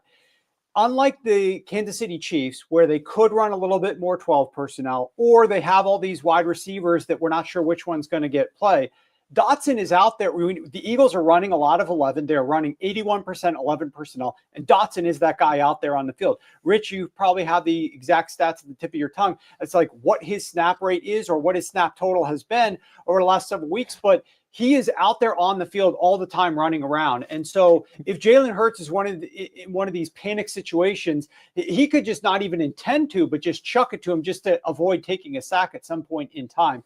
So that's one of the only things is just he's out on the field so much. Yeah, if you're asking me to say like what side wins, this side probably wins more than often. But like, is this where we want to put everything in this basket? Because it's 1 yard.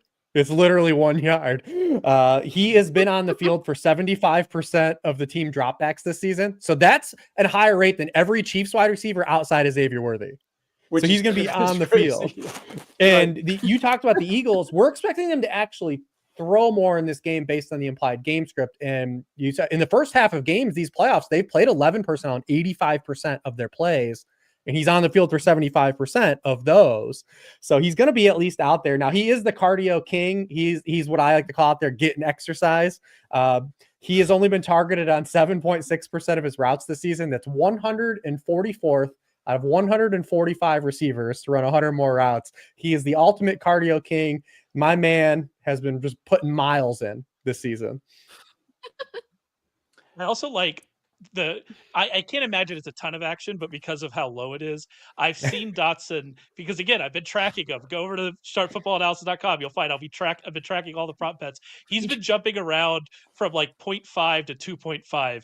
And it's not like, oh, we started at 0.5 and we went up to 2.5 and we stayed. It's been bouncing around. This bet is getting action from somebody. I think we found out who it's from, actually, from Jordan has been giving action to this bet, and it's been jumping around. His longest has been jumping around. It's just, there's been a lot of Jahan, or as we learned in the Google Doc today, Johan Dotson. There's been a lot of talk about him. And as a Penn Stater, I'm very happy that we get to bring Dotson into the Super Bowl conversation. It's really true to generate suitors like 1 yard. You're just like rooting for 4 quarters for somebody that nobody even knows. That should be on your bingo card. Yeah, no, your bingo card. That is part of this one. Yeah, like I think Rich like is right that like should we be putting a ton of money onto like under 1.5? I don't know about all that, but this is at least a fun one, right? Like this is at least one of those. I can't wait for it to be like 58 minutes of you winning this, and like he just like catches like a random pass or something. Yeah, in the 2-minute drill, they're driving to try to win, and we get a 6-yard Jahan Dotson catch to get out of bounds to set up. Yeah, that's exactly 2 yards. That's now what I hope happens in this game. Whatever hope happens in this game, that's now what I'm rooting for. Sorry, Jordan. All right, let's keep it going here with Austin, another Xavier Worthy prop for us. My favorite Super Bowl prop is Xavier Worthy over 5.5 receptions. The reason for that is because he's fully taken over the Rashid Rice role, and that role is peppered with targets. He's been covering his prop line since week 13. And also, if you go and you look to see how people compared to him have been against Philadelphia, a good amount of people, also small wide receivers, have been able to cover against Philly.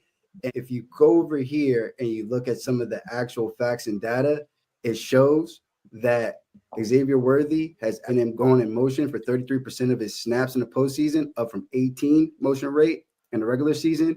He also is doing this at a higher percentage, 42.9 in the postseason, than Travis Kelce, who has led the Chiefs wide receivers in the same stat since 2019 to 2023, where he's actually dropped to 16.8%. Hello. Yeah, Rich, why don't you talk to us a little bit more about Xavier Worthy here? Well, I ran down a lot of the stuff earlier. I do think like the receptions are largely fine. He's had 5 or more catches in 7 straight games, but I did run through like a wealth of negative stats for like Xavier Worthy in this individual matchup, especially like where he's drawn his targets. So that becomes a little bit sketchy. We know that like we're not just going to get cover 4 and cover 6 on every single snap either. So it's not like he's going to not catch 0 passes, but I do think there's a little bit more opportunity for the ancillary guys to play it. I will say if I was playing Worthy's unders, though, I would lean to the receiving yardage probably more than anything. But I do like Hollywood Brown's yardage a little bit more, maybe some Travis Kelce stuff. So I don't know if anyone else has got a different take on it. Well, I will just mention this for everybody out there, that we will have a Xavier Worthy related prop as part of the prop release. We're going to be releasing 8 props to subs here probably in the next 20-ish minutes or so.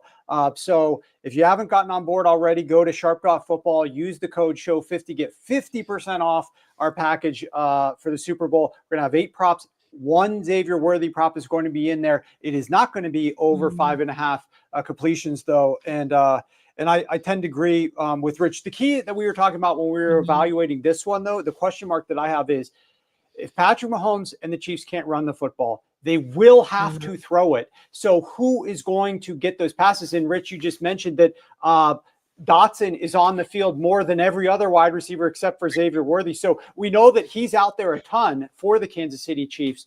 So he might end up getting over the 5.5, just maybe, like you said, not as many yards potentially. Those pop passes count. There's a way to do it. But we did talk, I mean, hit a 12.5% target rate per route against cover 4, cover 6.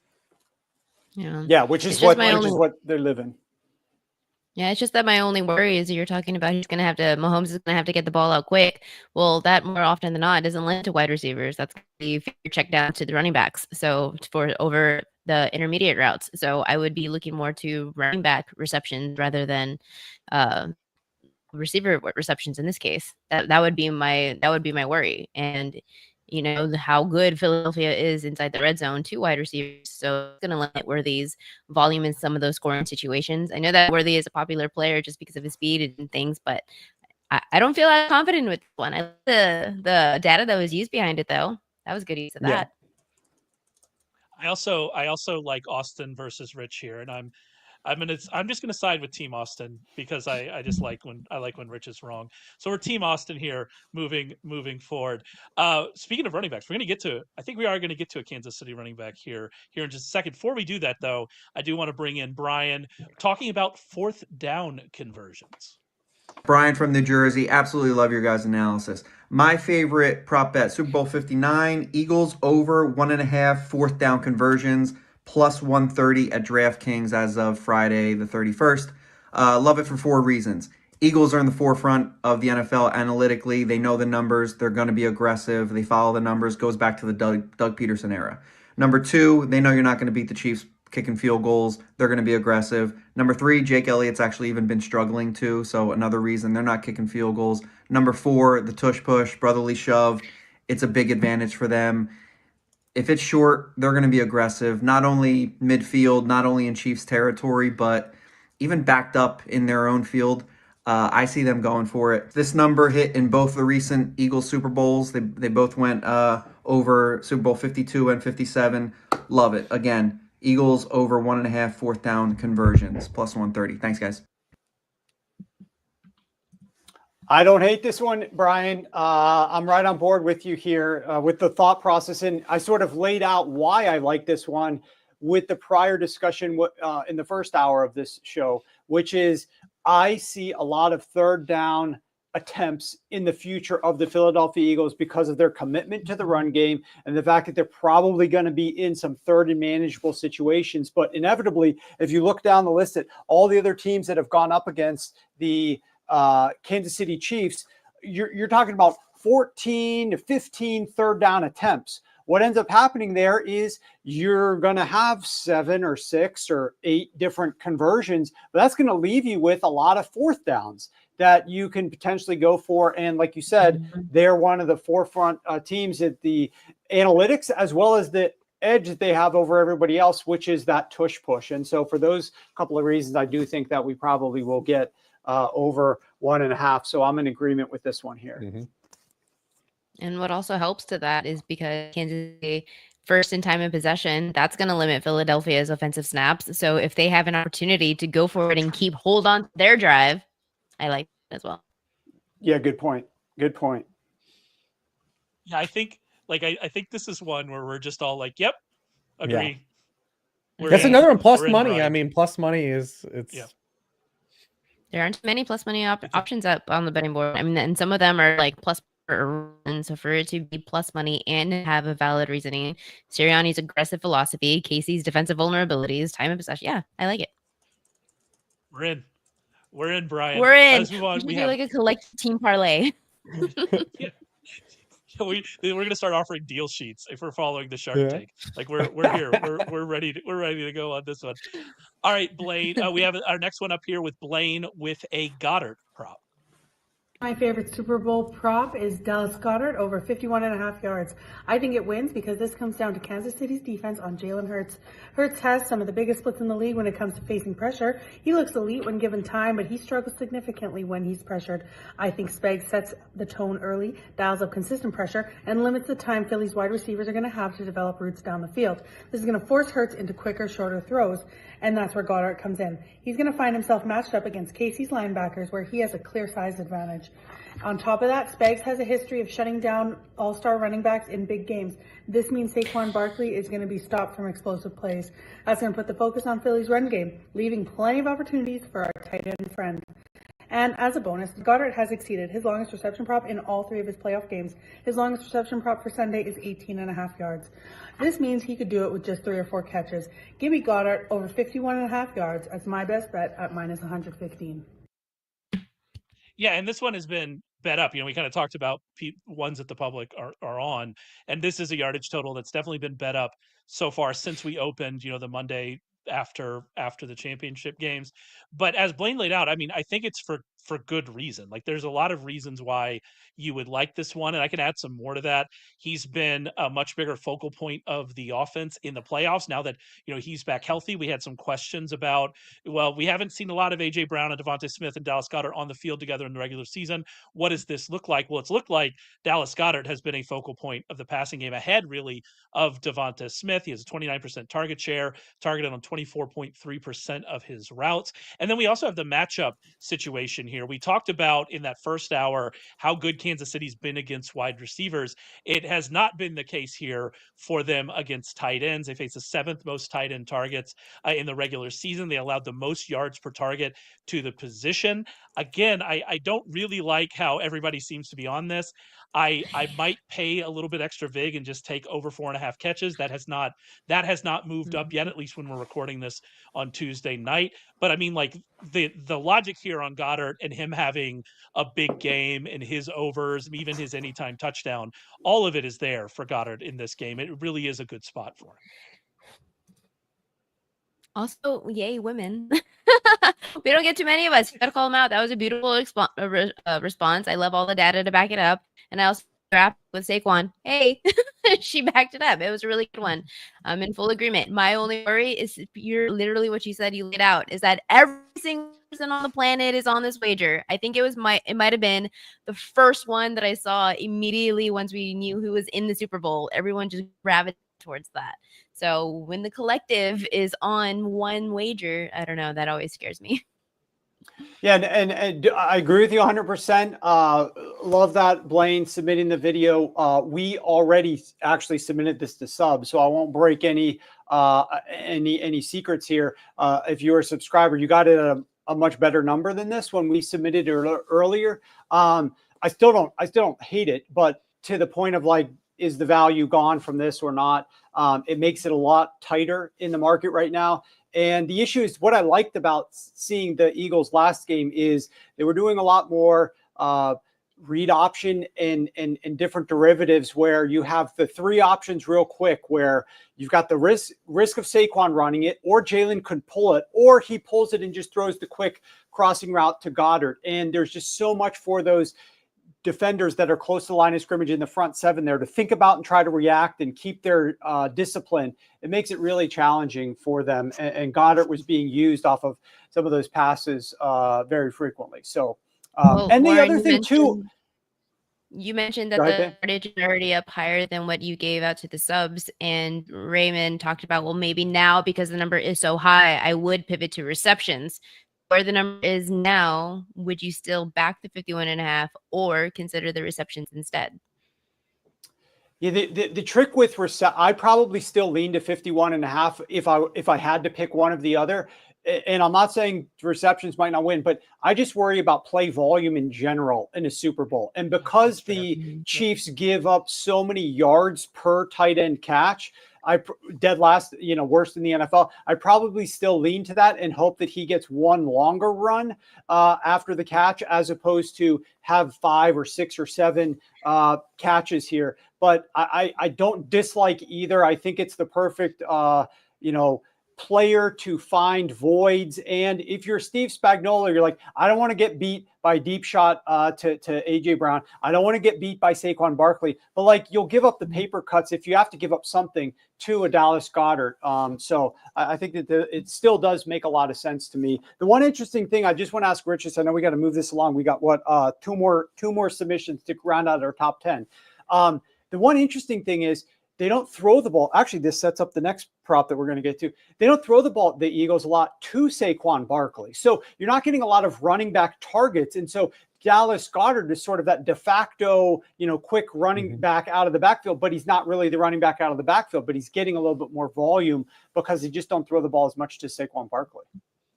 Yeah, and that's going to be interesting to see if they dust that out or have a new wrinkle, because we talked about, Spags stopping the run in the previous Super Bowls, but Christian McCaffrey had 8 catches for 80 yards in that Super Bowl last year. Like, Saquon's a guy that is capable of catching the ball. They just haven't really done a lot with him this year. He's actually, been used as a receiver at a career low rate, but he's made up for it on those long touchdown runs. But it would behoove them to get Saquon some extra touches in the passing game this one. That would be a great wrinkle in this game. But you have to take a leap of faith on it because we just haven't really seen it. Mm-hmm. On the Saquon thing, because I am on the under on Saquon, and that number actually, it's interesting that his rushing total has been going down because we've seen that receiving one bet up. I thought it was just like one of those. It's such a low number. It opened at around 12.5 most places. It's gotten as high as 14.5 some places, 13.5. It's still 12.5 at BetMGM. But the thing about this is, like, when we're talking about Goddard, they're going into, if you're targeting him, you're targeting him in a spot where the Chiefs have really struggled. That has not been true of the Chiefs against running backs in the passing game. They allowed the second fewest yards per target to backs in the regular season, the 5th fewest receiving yards overall to running backs. So they weren't targeting them. They weren't really successful on those targets. And like you said, we haven't seen a lot of Saquon used that way. But again, he's Saquon Barkley. He could catch one pass and take it 90 yards. And so, like, taking the under on anything with him is always a risk. But it is an interesting thing. I do want to point out one more thing before we move on here with Blaine. They called out the over on longest. If we're talking about all these things have been bet up and the Chiefs give up a ton of yards per target to tight ends, maybe that's a pathway to get there as these numbers get a little bit inflated. Let's move on. 2 more, like Warren said, 2 more. Let's start here with Matthew, who has something here about Samaje Perine. Sharps, my favorite prop for the Super Bowl is Samaje Perine over 6.5 receiving yards. I think it wins not only because of the player trends support it, but Reid has plays designed for Perine and not afraid to call his name in high leverage situations like he did last week to seal the game against Buffalo. Close game equals lots of high leverage opportunities. So the trends on the year, Perine averages 19 yards a game. That's 3 times his line. He averages 11.7 yards per catch, 2 times his line. Perine has gone over 6.5 yards in 16 out of 19 weeks this year. In 15 of those weeks, he's been in double digits for receiving yards. In the last 6 weeks of the regular season, he averaged 23 yards per game. Perine's current odds of 1+ catch at -270. The books are telling us he's going to get a catch and he's going to go over.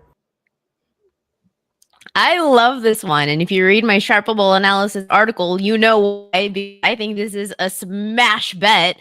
So much so that I took the over on 10.5 receiving yards at plus money because Perine's in Casey's offense. The dude is averaging 12 yards per reception in this season. It is solid production for a guy that has a very specialized role in Casey's offense, primarily operating as Casey's go-to 3rd down back. And his job is pretty simple. He keeps Mahomes upright, and he's one of those guys, that type of option when the pressure comes. Well, while his playoff usage has been light, and I think this is why his number is so low, he has only 1 grab for 17 yards in the AFC Championship. His value in blitz situations cannot be ignored, and Eagles struggles against pass-catching running backs. I mean, Philadelphia's defense gave up work to running backs through the air. They're allowing 7 yards per reception, 4 yards per catch to running backs this regular season. That weakness can become even more glaring in the playoffs with opponents. I mean, they're giving up running backs 6 times per games against them. So the Eagles, leading the league in sacks, expect Casey to dial up plenty of quick passes. That's what we keep honing in on, right? That Mahomes is going to have a lot of those quick passes to neutralize the heat. That's perfect for P. Ryan's role. It's a one and done cash out scenario in my head. And I immediately, while this jumped out, you laid out all the stats. He's hit 7+ yards in 12 of 17 games this season. I love this because one reception is likely catching this. The only risk factor, it's minimal. I think this is a minimal risk factor. Philadelphia is 7th best against running back receiving yards, but that is kind of really padded by more volume based, and P. Ryan is more of a check down machine. So he is a situational weapon. One grab, take, and I love this. So I love the base. You found a much better number at 6.5 receiving yards. I'm going for plus money, going for 10+. So I love this. Is one of my favorite wagers of the Super Bowl.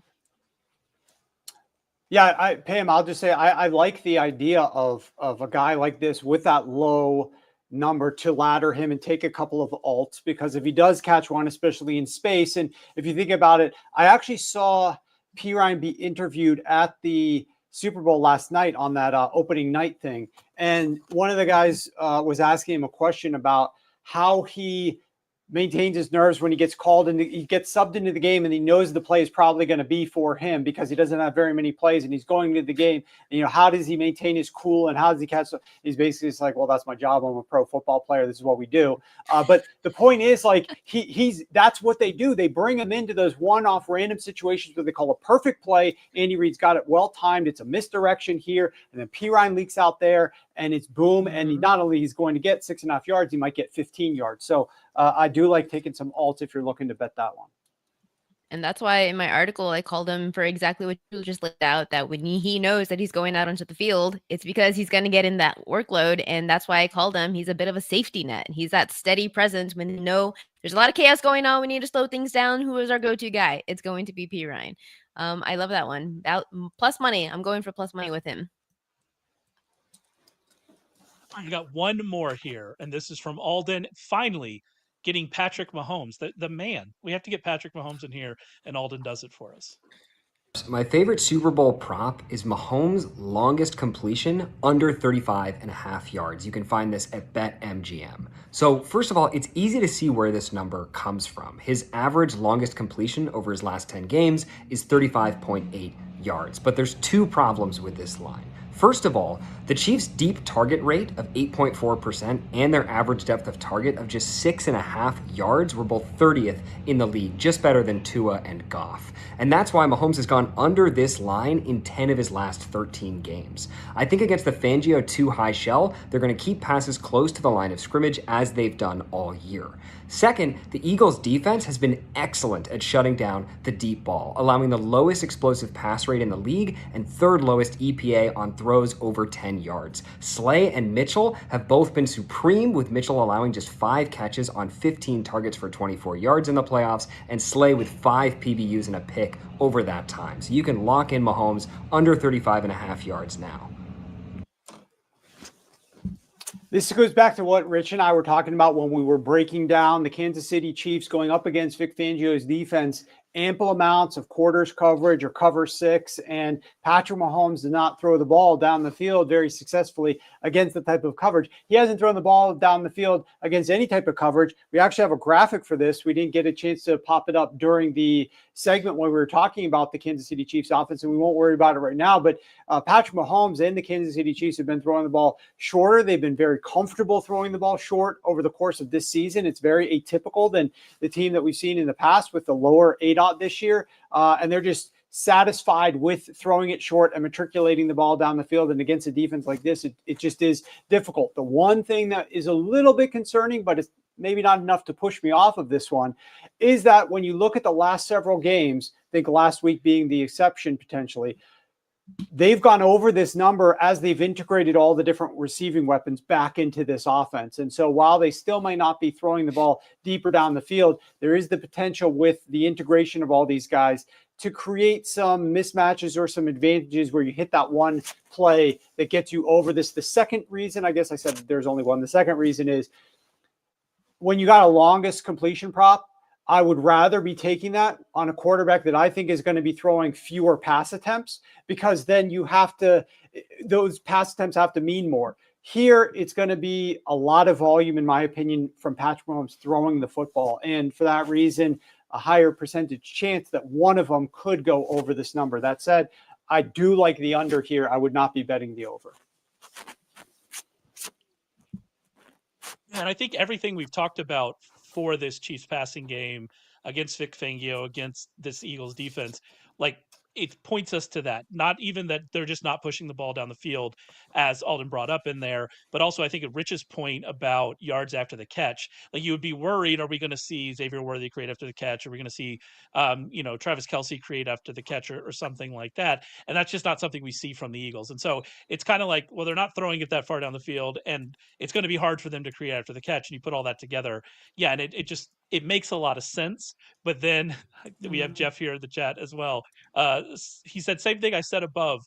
The Patrick Mahomes. It's Patrick Mahomes that you're betting against, and that's always. I said in our thread last night. I mean, there's a lot of Patrick Mahomes unders that make sense, but you got to bet Patrick Mahomes unders. He hasn't even thrown for 200 yards in either of these games against the Eagles the past few years. And that was before we brought up the Fangio stuff too. And a lot of these are just going to be statistically sound. Like 36 plus yard completion is just unlikely considering game script. So much defensive pressure, conservative play calling, possibly relying on a run game. So yeah, statistically, yes. It's tough. It's tough. I do want to say we're going to narrow this down. We're going to pick a winner. I just want to remind you, I think we all had we liked something about all of these. These were excellent. Warren's going to mention more, I think, here in a second. We just had so many great entries. If you like these, if you like any of them, we are all going to give out some of our favorite props in a second. You can head over to Sleeper. They're giving away a $10 no sweat lineup to all users for the last game of the NFL season.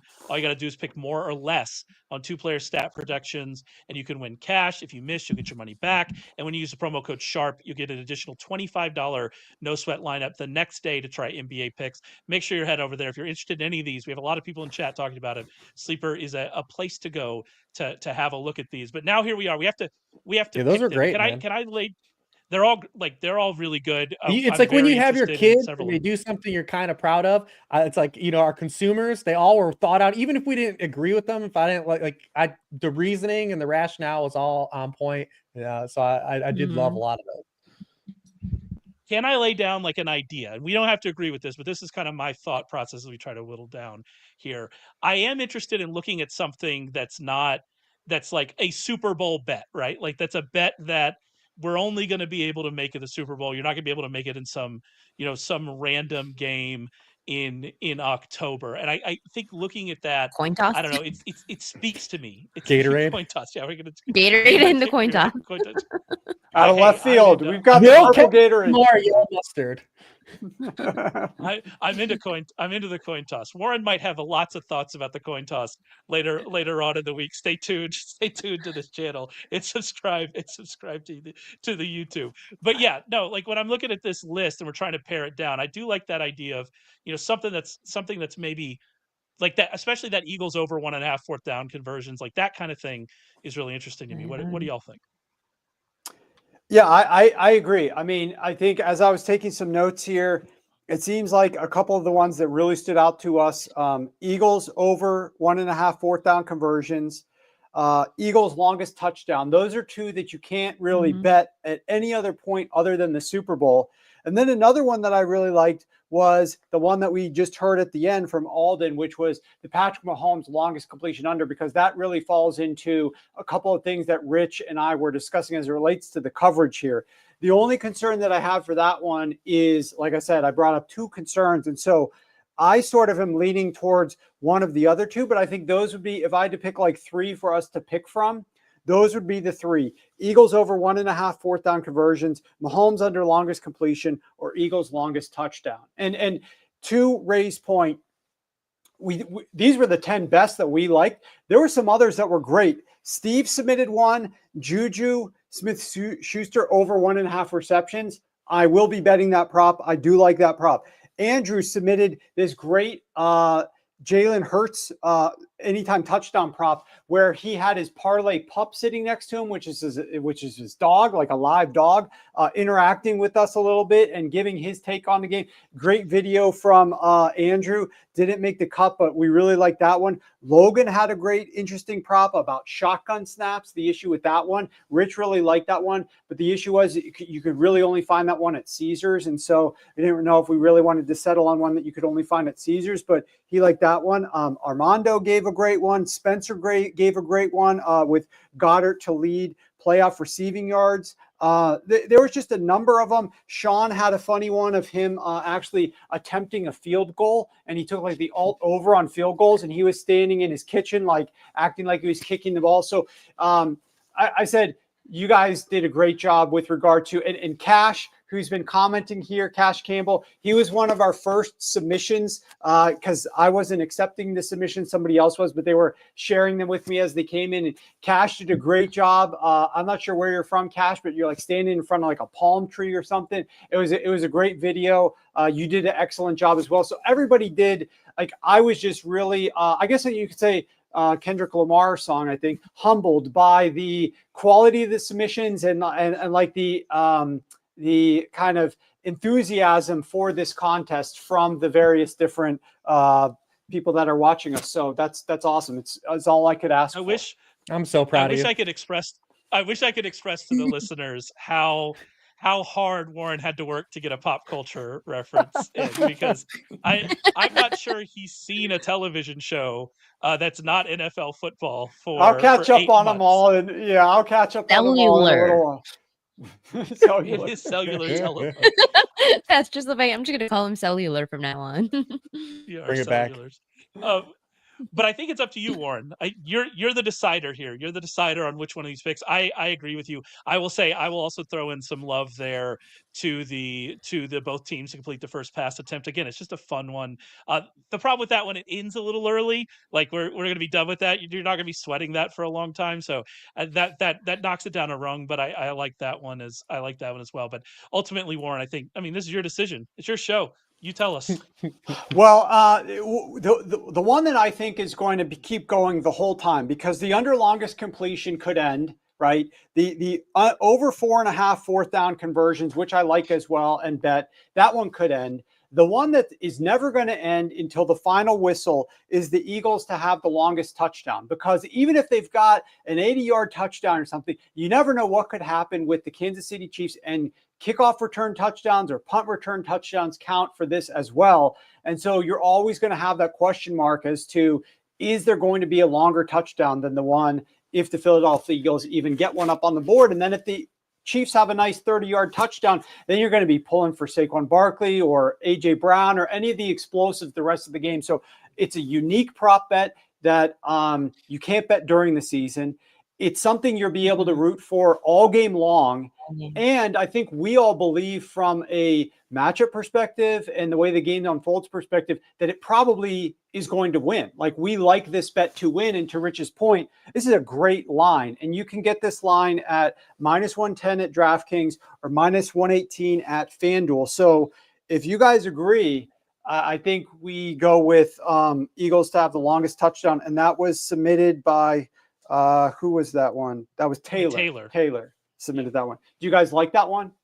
I think it's the most fun of the options. I think like Jalen Hurts scoring a touchdown, Worthy's rushing? Like, these are all things that a lot of people are betting, and a lot of people have fun. I think this is the most fun bet. Is it necessarily the most the sharpest bet? I don't know, but it is a great line, and it's unique. I think it's super fun. And you're going to be, and like Warren said, you're going to be sweating it until the clock hits 0, because you give the ball back to Mahomes with a minute left. Yeah, think if like Saquon has like a 45-yard touchdown run on the first drive, you still have to sweat the rest of the game out. Right. Mahomes Hail Mary touchdown to win the game to Juju Smith-Schuster. That's going to be Trent McDuffie interception return, like Remigio kickoff return, punt return. Okay, so here's really, So here's what we're doing. I am getting down, and I do have the ability. The different books you can't. If I try to bet this at DK, I can't get enough down on it, but I can bet this at FanDuel and I can get enough down. I've got a $1,300.29 limit on this one at FanDuel. So I'm going ahead and betting this one right now for Taylor. So Taylor, you are going to be the winner of our contest, but you don't get the money here unless the bet actually wins, and you don't get the 2025 365-day access to the website that starts the day after the Super Bowl unless this bet hits. So we're going to be rooting for you, Taylor, to get the $2,500 worth of cash and prizes. We're rooting for the rest of us, and hopefully you guys are going to tail us as well from a subs perspective, because I'm going to be shooting this prop out here momentarily, as well as 7 others to the rest of you subs. And we're all going to sweat it together. So, I mean, the community is awesome, right? You see all the people congratulating Taylor, even the people that submitted their picks. So it was absolutely great that this contest was something we were able to pull off. We appreciate Sleeper helping to sponsor it, and congrats to Taylor. With that said, now let's turn it back to Ray so that you can go ahead and run us through the rest of these bets, Ray. Yeah, I mean, we went through all of y'all's, and like we said, so many good ones. But we have some of our own here. A lot of this is available. Like I said, Pam's has 4 great articles looking at various types of bets at Sharp Football Analysis. Obviously, Rich has his worksheet. Warren has his preview. I'll have something up about DFS here at the end of the week. We've been looking at this from all angles, and so we thought, give out a couple few, as my dad might say, of our favorite props. And I think we got to get started with the queen of props herself, Pam. We got to start right here. What are some of your favorites that you found looking at this? Well, I do want to go ahead, and there was a question about should I take the P. Ryan receptions over yards or yards over receptions. And I like the yards for P. Ryan over receptions just because of his reliability in minimal usage, Eagles' susceptibility to some of those short passes. I think his receiving yards have a higher probability for a wager, and he could cash this in 1 reception, right? So I would feel more comfortable with taking his receiving yards. Now, as far as that I like for the Super Bowl, I'm trying to stay away from like the Dallas, the bigger names, the Travis Kelce's, I'm staying away from the popular ones. So I'm trying to look for some of those niche ones. And one that I absolutely love, because I'm going to be like rooting so hard, is game prop. And it's there will be a lost fumble in the second half at plus money, plus 120. Now I love this one because to me it is compelling value. Defensive pressure trends, quarterback tendencies, historical precedents. Like defensive pressure and turnover correction. I thought of this wager because I was thinking Jalen Hurts is going to have a fumble. Mr. Eagles teams, they don't have turnovers. This is the game to do it.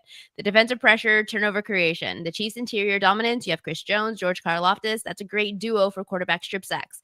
Even the AFC Championship game, they had a strip sack against Josh Allen.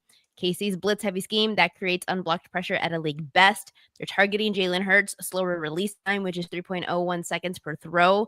Eagles defensive front, you have Jalen Carter. But then this wager is also like a general, right? Because I'm thinking of Jalen Hurts, but I'm also, it's just, is there going to be a fumble in the second half? And that can go towards either team. And you have the Eagles defense on the other side. You have Jalen Carter, Philly's interior line, they're top 5 in forcing fumbles. You have aggressive edge rushers combined with disciplined run defense, heightened strip sack opportunities against Patrick Mahomes, who has his scramble heavy tendencies. We think he's going to run a lot. Mahomes could easily have a fumble himself. The quarterback vulnerability from both sides. Jalen Hurts, like I said, I thought of this wager because of Jalen Hurts, a dual threat quarterback. He's fumbled nearly a dozen times in the season. His physical running style, his reliance on that brotherly shove, that's increased exposure to some of those interior hits. And Mahomes, his scramble rate, the Eagle strategy to contain his mobility via, spy assignments.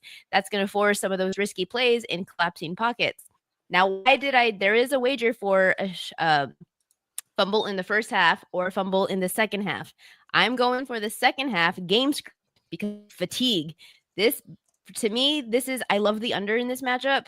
I think it's going to be both teams are going to prioritize some of that trench warfare. Late game exhaustion amplifies mishandled snaps, botched handoffs. desperation. If how badly do both of these quarterbacks want it, right? Jalen Hurts wants his redemption, and Chiefs are going for that three-peat. So tight margins in Super Bowls. 8 of the last 12 have been decided by less than 6 points. That could lead to high-risk plays. Mahomes has 4 career Super Bowl fumble recoveries. That's most of all time. Granted, he's also been in the Super Bowl a lot. But, I mean, I just envision, like, late game, chaotic scenarios, elite pass rushers, mobile quarterbacks, high-stake second half dynamics, and you're giving me plus money for I don't expect as much passing from either quarterback. Instead, I expect so much more running and a single strip sack, red zone miscue that could help cash this prop. So I really love that's probably my favorite. That's like my most fun wager is a fumble in the second half at plus money. I'm going to be rooting so hard for that. Where is that one, Pam? Where do you find that one? That was at ESPN Bet. Okay. There you go. And then we also had a question in there from Rick, and I believe the answer is yes. Does it have to be a lost fumble? Which I believe is yes, right? It does say lost fumble. Mm-hmm. Yep. Fumble, the verbiage fumble, was lost fumble. That's right. Rick is already. I think Rick might be like me and foresees all of the tilting possibilities of what of what could happen of the strip sack that happens to be pick up. But yeah, I'm in on this one. I have a lot of fun here. Rich, how about you? What do you got for us? Just a couple of things that we mentioned. When I wrote up the worksheet, I definitely came out liking Hollywood Brown stuff a lot more, especially versus all the cover 4, cover 6 stuff. His stuff looks really light. I love the Kansas City Chiefs. They have more sacks than the Philadelphia Eagles. That's plus money at most books.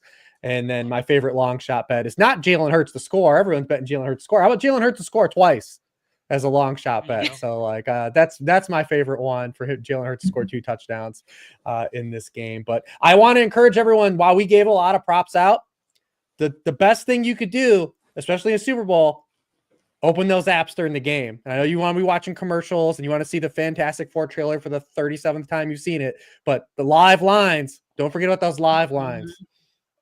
Mm-hmm. I do love your Jalen Hurts touchdowns because that was in my article as well. And then the line, good note about that. We know that Saquon Barkley can easily rush one off for 60 yards in the opening play. Well, that's going to spike the game total immediately. Right now it's at 59. That could jump to like 55. When explosive plays like that happen, especially almost immediately, they're so unlikely to happen frequently throughout the game or even again. That's when you buy back on the under.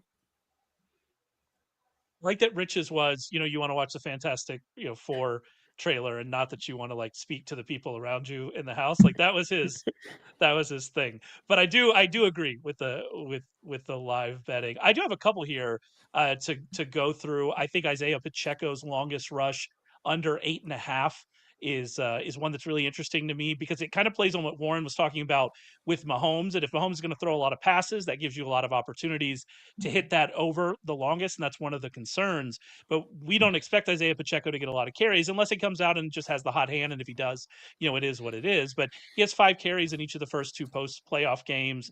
We don't expect him to have a lot of success running the ball anyway. And so, like, I don't know how many opportunities he gets at this. He has 4 carries, Pacheco does, of 9 or more yards since returning from injury in week 13. That's been a long time that he hasn't been explosive. The Eagles are ranked 9th in explosive run rate allowed in the regular season. Since he's returned from injury, Pacheco just hasn't been explosive. He's not the Pacheco you're thinking of, or at least he hasn't been. Does he come back after 2 weeks and he's healthier and they get him more involved? Maybe that's something that we see. And if that's the case, I'm going to eat this bet and it's going to be wrong. But what we've seen from him is just not been explosion. And I like the longest rush under. And then Rich brought up Marquise Brown. When I was looking at Marquise Brown lines, the one that really stood out to me as being like kind of wrong even was his longest reception, which was at that point 19.5. It's been bet down to 18.5. I like the over on Marquise Brown longest receptions. I also, I look at those two guys with Marquise Brown and Xavier Worthy, and I think people, because Xavier Worthy obviously set the combine record, they have this like skewed view of what their usage is. But Marquise Brown has been the guy getting the downfield targets. He only has one reception of 19 yards since returning from injury. And so, that is what it is. The Eagles have been very good at limiting big plays. There are lots of reasons why people don't like this, but Marquise Brown is the deep threat right now. 18.3 air yards per target in the postseason. 42.9% of his targets have been at least 20 air yards or more in the postseason. He just hasn't caught them. It's possible he just, again, doesn't catch them against the Eagles because the Eagles are very good at limiting that. We've talked about that throughout the entire show, but he is getting the target opportunities you want for a longest reception. He's getting them. Xavier Worthy is not. And so if they're able to connect on one, I think it probably goes to Marquise Brown, and you're getting a pretty low number here for him at 18.5. So those two really stood out to me. What about you, Warren? I love that. And by the way, I'm just watching the chat as you're explaining those, and I do want to mention one that I like, and that we actually just gave out to subs. But we have it's Taylor's birthday tomorrow, so everybody then starts wishing Taylor a happy birthday. The guy who we just got the bet in for. So that ticket is Taylor. I'm not going to tell you how to live your life, but I would have included that in the video. I had a friend, and I'm not going to call out by name, but we used to give tours at a commercial cavern, and every single tour that he ever gave, he told them it was his birthday, and he consistently got better tips than the rest of us. And so I'm just telling you to take full advantage of that in the future, Taylor. You gotta take those angles wherever you have them. One anyway. Yes, Didn't need the birthday crutch. One anyway. No, one anyway without the birthday crutch. And people are also saying in the chat that they love the 4-person show that we've got going here and wish that we did that a little bit more often. So maybe we would have to introduce that. But this has been fun, and people said this has been the best show all year. Somebody was giving me a thumbs up on the jacket. Did you know the inside has the stained glass lining just like the back of it does? So You this can is put your cellular nice, in there. I got it. Maybe you have a pocket for the. Oh, I do have a pocket for the cellular right you here. can put it. As a matter of fact, right Never there. letting it go. So one of the props that we just gave out, and we did give out Taylor's props. So Taylor, just so you know, what we were always planning on doing is whoever won this, it was going to be something that we liked enough that we also gave it out to subs. So we sent that one out to subs, and there was a couple actually that we liked. Some of these, as I mentioned before, the Dallas Goedert angles, we were on before getting some of these prop submissions in from you guys. And others, it was like, this is a pretty good prop. And so we were looking at those for subs too. So you guys did a great job. One prop that we just sent out, and Ray sort of alluded to this one, but he was looking at the Marquise Brown longest over.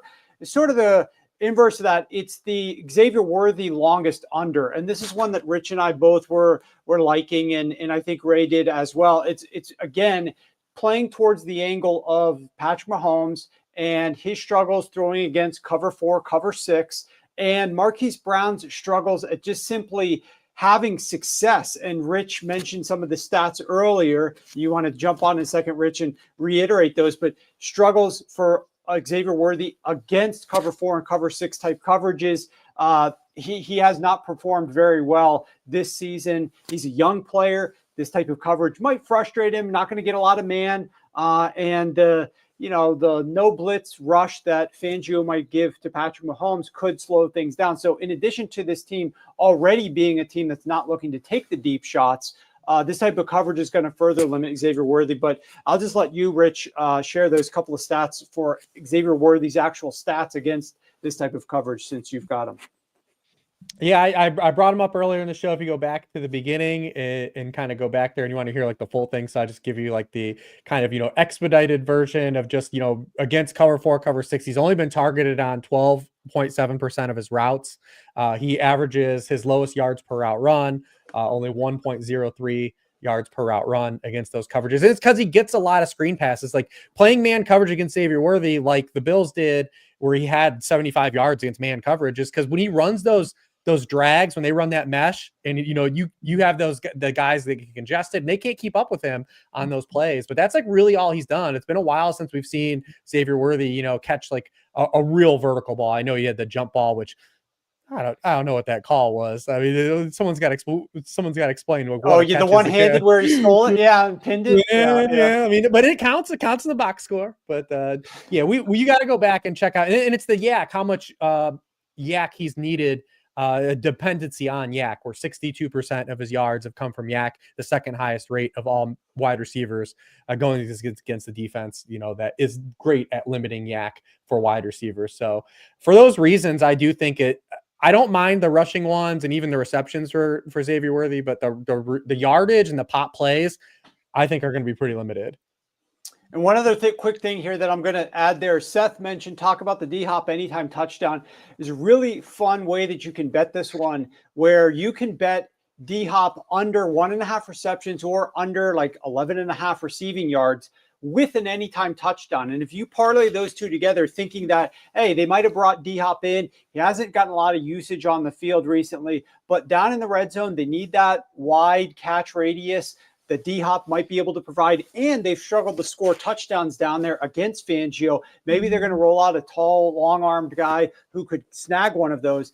That's 26-1 if you parlay the anytime touchdown with under on yards, or I think yards is better than receptions, because receptions is already heavily juiced towards the under, so you're going to get a higher payout. But maybe you do them both. Maybe you put $5 on one, $10 on another, whatever the case might be. Is a good payout if you like anytime touchdown. You should probably also bet anytime touchdown on its own, in case you'd hate life if he somehow caught 2 passes for 15 yards, but he does catch a touchdown of all things. So get the anytime touchdown in there as well. Jeff also reminds us, make sure that you guys go in there to YouTube and hit that like button. Hopefully you guys are subscribed over on YouTube. If you're not, Sharp Football Analysis. This is not the end, folks, though, because I will still be back on Friday. At first, we're not going to do a podcast on Friday. We normally do these Tuesday and Friday at noon Eastern. We did this special one. But I might have a trick up my sleeve for Friday, depending upon how the postal system is functioning. And we might have something fun for you guys on Friday at noon. Pam's going to be with us on Friday at noon, sharing some more props. I'll be back as well, giving out a couple of my favorite props on Friday, because we're going to keep betting them all throughout the rest of the week. But there could be something really fun on the horizon that you're not going to want to miss, especially if you love betting the most popular bet of the entire Super Bowl. So that's enough of a tease for you. And listen, Riley, who was down at the in the clips in front of the Superdome, I think it was Riley. Riley, I'm coming down there, so come find me this weekend. So search me out.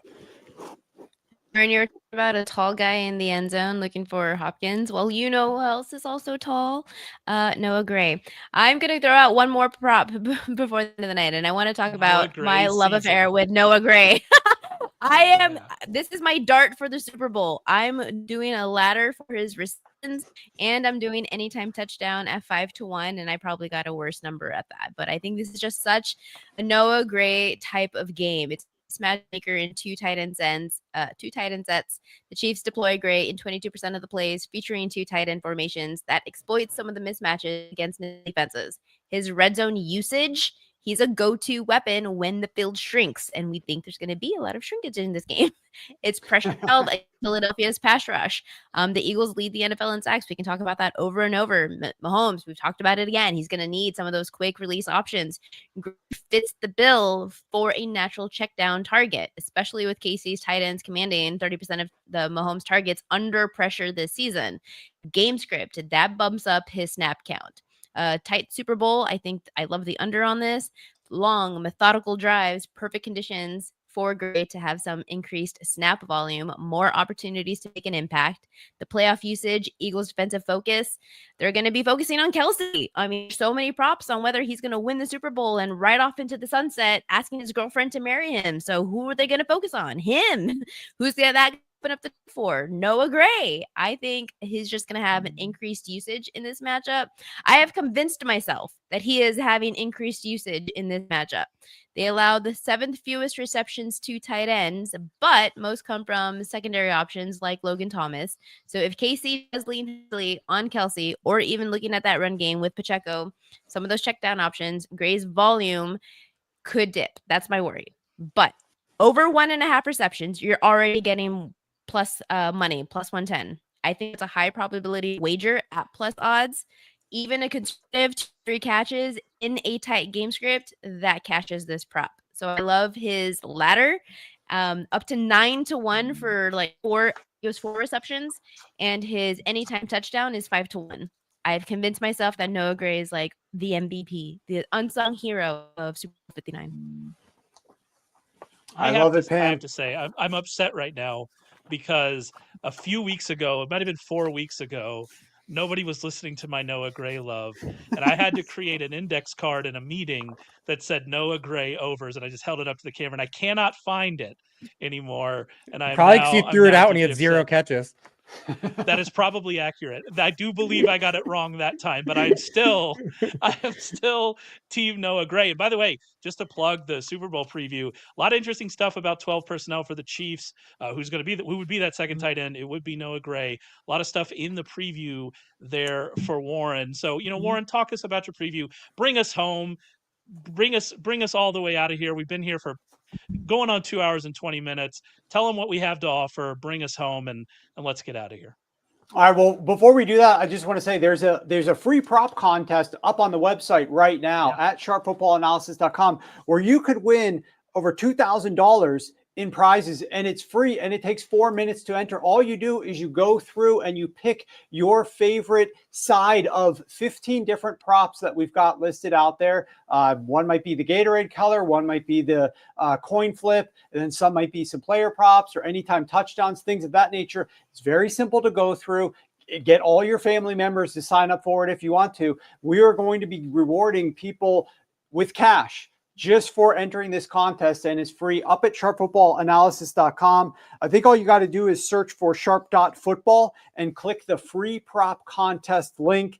And like I said, it takes very little time to go through and answer the questions there. It's all electronic. Just put it on the computer, click a few buttons. If you can click the mouse or tap your phone, you can enter this contest with your chance to win some money. So make sure that you guys do that. And then, of course, one last plug, show 50, get you 50% off all of our Super Bowl best bets, all of our Super Bowl props, the 67-page 2024 Super Bowl preview. It's obviously 2025, but it's a 2024 season. Put a lot of work into this. And Rich put a lot of work into his worksheet. Pam's put a lot of work into her props. Ray, of course, reads everything that we work on and helps analyze his own stuff on top of that. So the three people here have done a great job with all of their contributions to our Super Bowl package, all the things that are up on the website. So massive kudos to you guys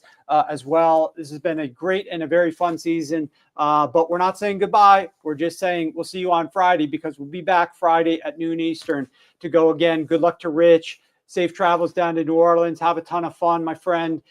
Enjoy yourself down there. Put in a few more winning bets. Let us know what you get down on that you uncover. If you got any sort of scoops, I having gone to like 6 or 7 of the last 8 Super Bowls myself, you get any scoops down there from some of the rumor mill, make sure that you keep your friends up here notified. We'll get our subs on board with those props.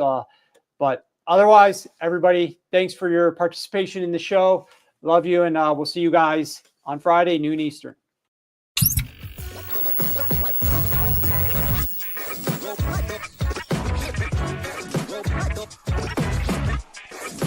Go